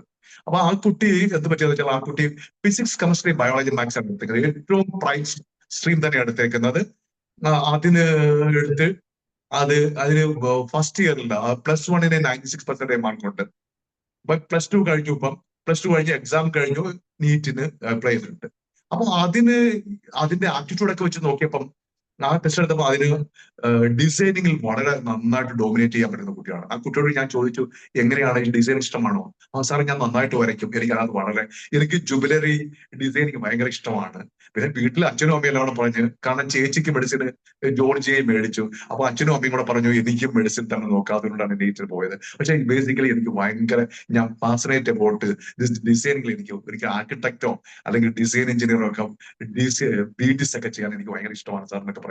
ഞാൻ അവരുടെ അച്ഛനും അമ്മയോടും പറഞ്ഞു, ഇങ്ങനെയാണല്ലോ മോള് പറയുന്നത്, എങ്ങനെയാണ്? അപ്പൊ അവര് പറഞ്ഞു, അല്ല മോളുടെ ഇഷ്ടം തന്നെയാണ് ഞങ്ങൾ ഇപ്പൊ നോക്കുന്നത്. അപ്പൊ ഞാൻ മോളോട് ചോദിച്ചു, ഏതെല്ലാം എൻട്രൻസിന് കുട്ടി അപ്ലൈ ചെയ്തിട്ടുണ്ട്? അപ്പൊ ആ കുട്ടി പറയുകയാണ് എന്നോട്, സാറേ ഞങ്ങള് നീറ്റിന് മാത്രമേ അപ്ലൈ ചെയ്തിട്ടുള്ളൂ, ഞാൻ നാറ്റ് എഴുതിയിട്ടില്ല. ആർക്കിടെക്ചറിന് പോകേണ്ട ഒരു മിനിമം റിക്വയർമെന്റ് നാറ്റ എഴുതിയിട്ടില്ല. BTSന് അപ്ലൈ ചെയ്തിട്ടില്ല, UCD അപ്ലൈ ചെയ്തിട്ടില്ല, ഒരു എൻട്രൻസിനും ഞാൻ അപ്ലൈ ചെയ്തില്ല സാർ. ഞങ്ങൾക്ക് അറിയില്ലായിരുന്നു. +2 ടൈമിൽ ആരും എന്നോട് പറഞ്ഞില്ല സാർ, ആ സ്കൂളിലും ആരും പറഞ്ഞിട്ടില്ല, ഞങ്ങൾക്ക് അറിയാൻ പറ്റില്ല, നീറ്റ് മാത്രം കണ്ടു, നീറ്റിന് അപ്ലൈ ചെയ്തു, നീറ്റിന്റെ എക്സാം വെയിറ്റ് ചെയ്യുകയാണ്. ഒന്ന് ആലോചിച്ച് നോക്കി, ഇത് റിയൽ സിറ്റുവേഷൻ ആണ്. ആ കുട്ടി അറിഞ്ഞില്ല, അജ്ഞയായി പോയി. 42ഓളം എൻട്രൻസ് എക്സാംസ് നമുക്ക് +1 +2 പഠിച്ചുകൊണ്ടിരിക്കുമ്പോൾ ലാസ്റ്റിൽ നിങ്ങളുടെ +2 എക്സാമിന് മുമ്പ് നമുക്ക് എഴുതാം, ഇവൻ NDA സഹിതം. 17 വയസ്സിൽ 42 എൻട്രൻസ് എക്സാം നിങ്ങൾക്ക് എഴുതാൻ പറ്റും. ആ കുട്ടികൾ തീർച്ചയായിട്ടും അത് മനസ്സിലാക്കണം. നിങ്ങളുടെ കരിയറിന്റെ ഏറ്റവും വലിയൊരു ഭാഗമാണ്. നിങ്ങൾക്ക് എഴുതാൻ പറ്റുന്ന ഒരു 42ഓളം ഡിഫറെന്റ് എൻട്രൻസ് എക്സാം ഉണ്ട്, including JEE main, JEE advance, NATA, അങ്ങനെ പല ടൈപ്പ് എക്സാംസ് ഉണ്ട്. നിങ്ങളുടെ കരിയർ ഫീൽഡ് വളരെ അനന്തമാണ്. ഈ കുട്ടീന്റെ നന്നായിട്ട് ആ കുട്ടീന് നല്ല ഒരു കരിയർ ഗൈഡൻസ് അവനൊരു കൊടുക്കുകയാണെങ്കിൽ, ഈ നമ്മളുടെ ഇരിക്കുന്ന ഓരോ കുട്ടിയും ഡയമണ്ട് ആണ്. അവർ കല്ല് പോലെ ഇപ്പോഴും ഇരിക്കുന്നെങ്കിലും നമ്മൾ അതിനെ പ്രോപ്പറായിട്ട് കട്ട് ചെയ്ത് പോളിഷ് ചെയ്ത് ഇത് ചെയ്ത് എടുക്കുകയാണെങ്കിൽ അവൻ ശരിക്ക്, അല്ലെങ്കിൽ ആ കുട്ടിയെ ശരിക്ക് സ്പാർക്ക് ചെയ്യും, ശരിക്ക് തിളങ്ങും. അവരിപ്പോ ഇരിക്കുന്ന കല്ല് പോലെ ഇരിക്കുകയാണ്, നമുക്ക് അറിയാൻ പറ്റുന്നില്ല എവിടെയാണ് ആ സ്റ്റോണിനെ കട്ട് ചെയ്യേണ്ടത്, എങ്ങനെയാണ് അതിനെ പോളിഷ് ചെയ്യേണ്ടത് നമുക്ക് അറിയില്ല. അതുകൊണ്ടാണ് നമ്മളുടെ ഇരിക്കുന്ന കുട്ടികൾ കൺഫ്യൂസ്ഡ് ആയിട്ട് എന്തെടുക്കണമെന്ന് അറിയാൻ വയ്യാതെ അത് ഡിഫ്യൂസ്ഡ് ആയിരിക്കുന്നത്. ഞാൻ ഒന്നുകൂടെ പറയുകയാണ് പേരൻസിനോടും കുട്ടികളോടും, നിങ്ങളുടെ ഉള്ളിൽ ധാരാളം അവസരങ്ങളുണ്ട്. നിങ്ങൾ കണ്ണു തുറന്ന് ഈ ലോകം കാണുക. നിങ്ങളുടെ ഉള്ളിൽ നെറ്റുണ്ട്, ഇൻഫർമേഷൻ ഭണ്ഡാരമാണ്, ധാരാളം ഇൻഫർമേഷൻ. ChatGPT-യും ജെമിനിയും DeepSeek-ഉം ഗ്രോക്കും, അങ്ങനെ എത്രമാത്രം AI ടൂൾസ് ഉണ്ട്. ഇതിലെല്ലാം നിങ്ങൾ എക്സ്പ്ലോർ ചെയ്യുക.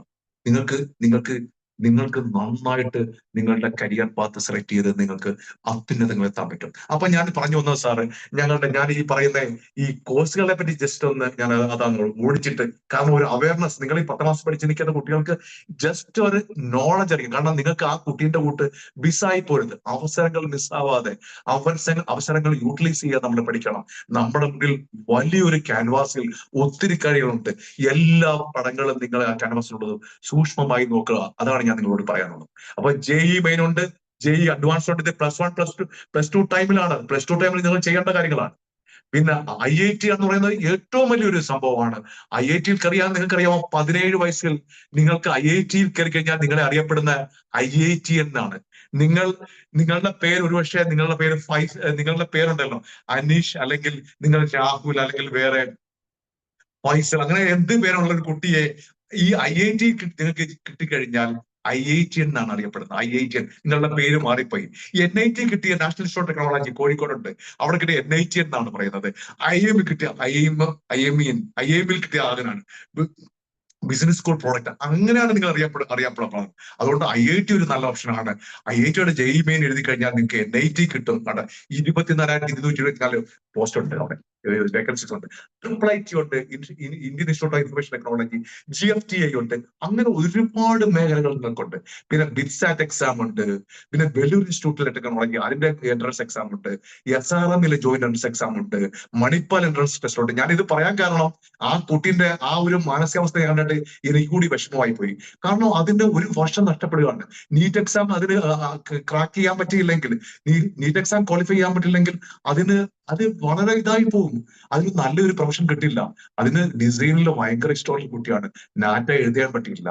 നാറ്റ ഇസ് ദ ബേസിക് ക്വാളിഫിക്കേഷൻ വേണ്ടതാണ് ആർക്കിടെക്ചർ കോഴ്സിന്. അപ്പൊ അതെല്ലാം മിസ്സായി പോയി. അതാണ് ഞാൻ അതുകൊണ്ടാണ് ഓടിച്ചിട്ട് നിങ്ങളെ ഇതൊന്ന് കാണിക്കുന്നത്. അപ്പൊ പിന്നെ കീം ഉണ്ട്, ഐസർ ഉണ്ട്. ഐസർ ബോർമോത് ബെസ്റ്റ് ഇൻസ്റ്റിറ്റ്യൂട്ട് ആണ്. 7 ഐസേഴ്സ് ഉണ്ട്. ഇതിനെപ്പറ്റി വേണമെങ്കിൽ ഞാൻ ഒരു ഡീറ്റെയിൽ ക്ലാസ് നിങ്ങൾക്ക് താല്പര്യമുണ്ടെങ്കിൽ പറയാം. ഓരോ ഇൻസ്റ്റിറ്റ്യൂഷൻസും അവിടെയുള്ള കോഴ്സുകൾ എന്താണ്, അതിന്റെ ക്വാളിഫിക്കേഷൻ എന്താണ്, അതിന് ക്രാക്ക് ചെയ്യേണ്ട എൻട്രൻസ് എക്സാം ആണ്. ഇതിനെപ്പറ്റി ഒരു ഡീറ്റെയിൽ ക്ലാസ് നമുക്ക് വരും ദിവസങ്ങളിൽ വേണമെങ്കിൽ എടുക്കാൻ പറ്റും. നെസ്റ്റ് ഉണ്ട്, നൈസറിലേക്കുണ്ട്, ഇന്ത്യൻ മരിടൈം യൂണിവേഴ്സിറ്റി ഉണ്ട്, പിന്നെ hotel management, NEET national eligibility NEET exam ഉണ്ട്, ഐക്കർ ഉണ്ട്, അഗ്രികൾച്ചറിലേക്ക് പോകുന്നത്. ഈ national council for hotel management വളരെ സാധ്യതകളുള്ള കോഴ്സുകളുണ്ട്.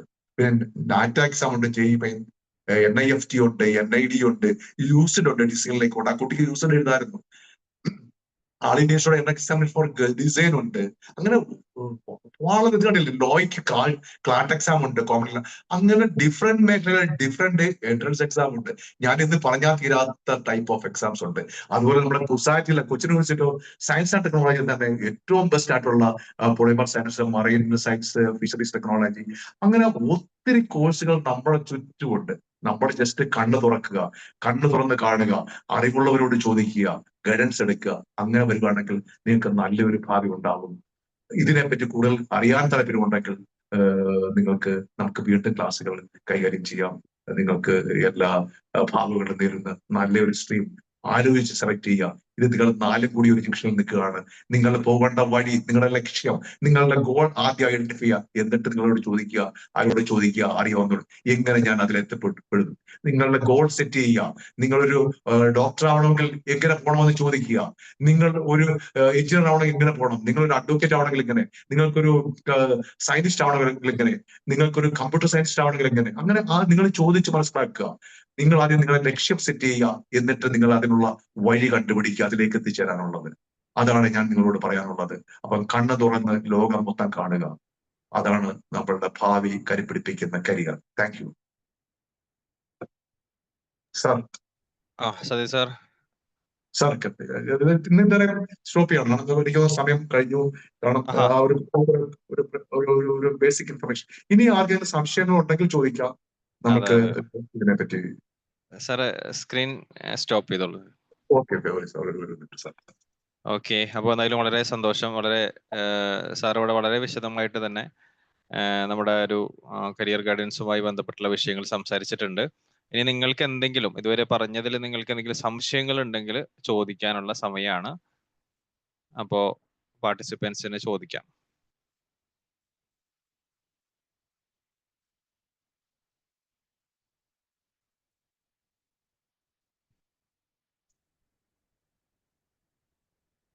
Military nursing service.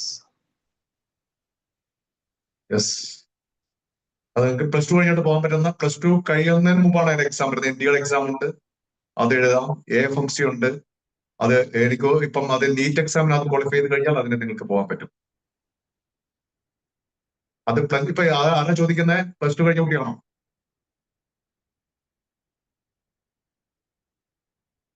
പ്ലസ് 2 കഴിഞ്ഞവരാണോ അതല്ലെങ്കിൽ എങ്ങനെയാണ് ഒന്ന് ചോദ്യം ചോദിച്ചവരൊന്ന് പറയണം.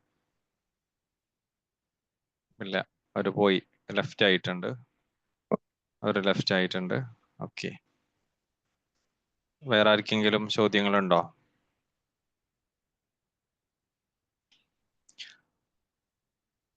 അതേപോലെ തന്നെ ആർക്കെങ്കിലും ഒരു ഇൻഡിവിജ്വൽ കരിയർ ഗൈഡൻസ് ആവശ്യമുണ്ടെങ്കിൽ തീർച്ചയായിട്ടും വെള്ള അക്കാദമിയുമായിട്ട് ബന്ധപ്പെടുക. അപ്പോൾ നമ്മൾ തീർച്ചയായിട്ടും അത് ഒരു സൗജന്യമായിട്ട് തന്നെ ഒരു കരിയർ ഗൈഡൻസ് നൽകാൻ നമ്മൾ തീരുമാനിച്ചിട്ടുണ്ട്. അത് സതീഷ് സാർ ആയിരിക്കും പ്രൊവൈഡ് ചെയ്യുക.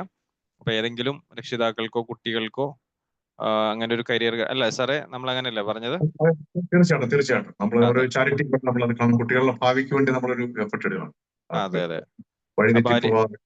അതെ, ആ രീതിയിൽ ഏതെങ്കിലും പാരന്റ്സിനോ അതോ കുട്ടികൾക്കോ ഇങ്ങനെ ഒരു ഗൈഡൻസ്, നമ്മളിങ്ങനെ സ്റ്റക്കായി നിൽക്കുകയാണ്, നമുക്ക് മുന്നോട്ട് പോകണം എന്നൊക്കെ അങ്ങനെ താല്പര്യപ്പെടുന്ന ആരെങ്കിലും ഉണ്ടെങ്കിൽ തീർച്ചയായിട്ടും വിംബിൾ അക്കാദമിയിലെ ഓഫീസ് നമ്പറുമായിട്ട് നിങ്ങൾ ബന്ധപ്പെടുക.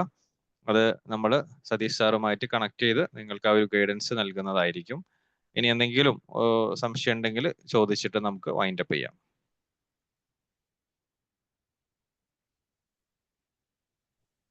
സതീഷ് സാറേ, ഹലോ. പറഞ്ഞോളൂ. സതീഷ് സാറേ, ഞാനൊരു കോളേജ് അധ്യാപകനാണ്. അപ്പൊ ഞാൻ ചോദിക്കുന്നേ, സതീഷ് സാറേ, ഹലോ, പറഞ്ഞോളൂ. സാറേ, നമ്മളിപ്പോ ഈ അഭിരുചി എന്ന് പറഞ്ഞല്ലോ, അപ്പൊ സാറ് സൈക്കോമെട്രിക് അനാലിസിസിനെ കുറിച്ച് പറഞ്ഞു, അഭിരുചിയെ കുറിച്ച് പറഞ്ഞു.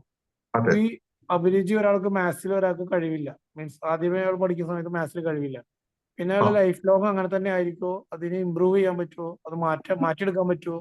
എത്രത്തോളം അത് മാറ്റിയെടുക്കാൻ പറ്റുമോ അയാൾക്ക്?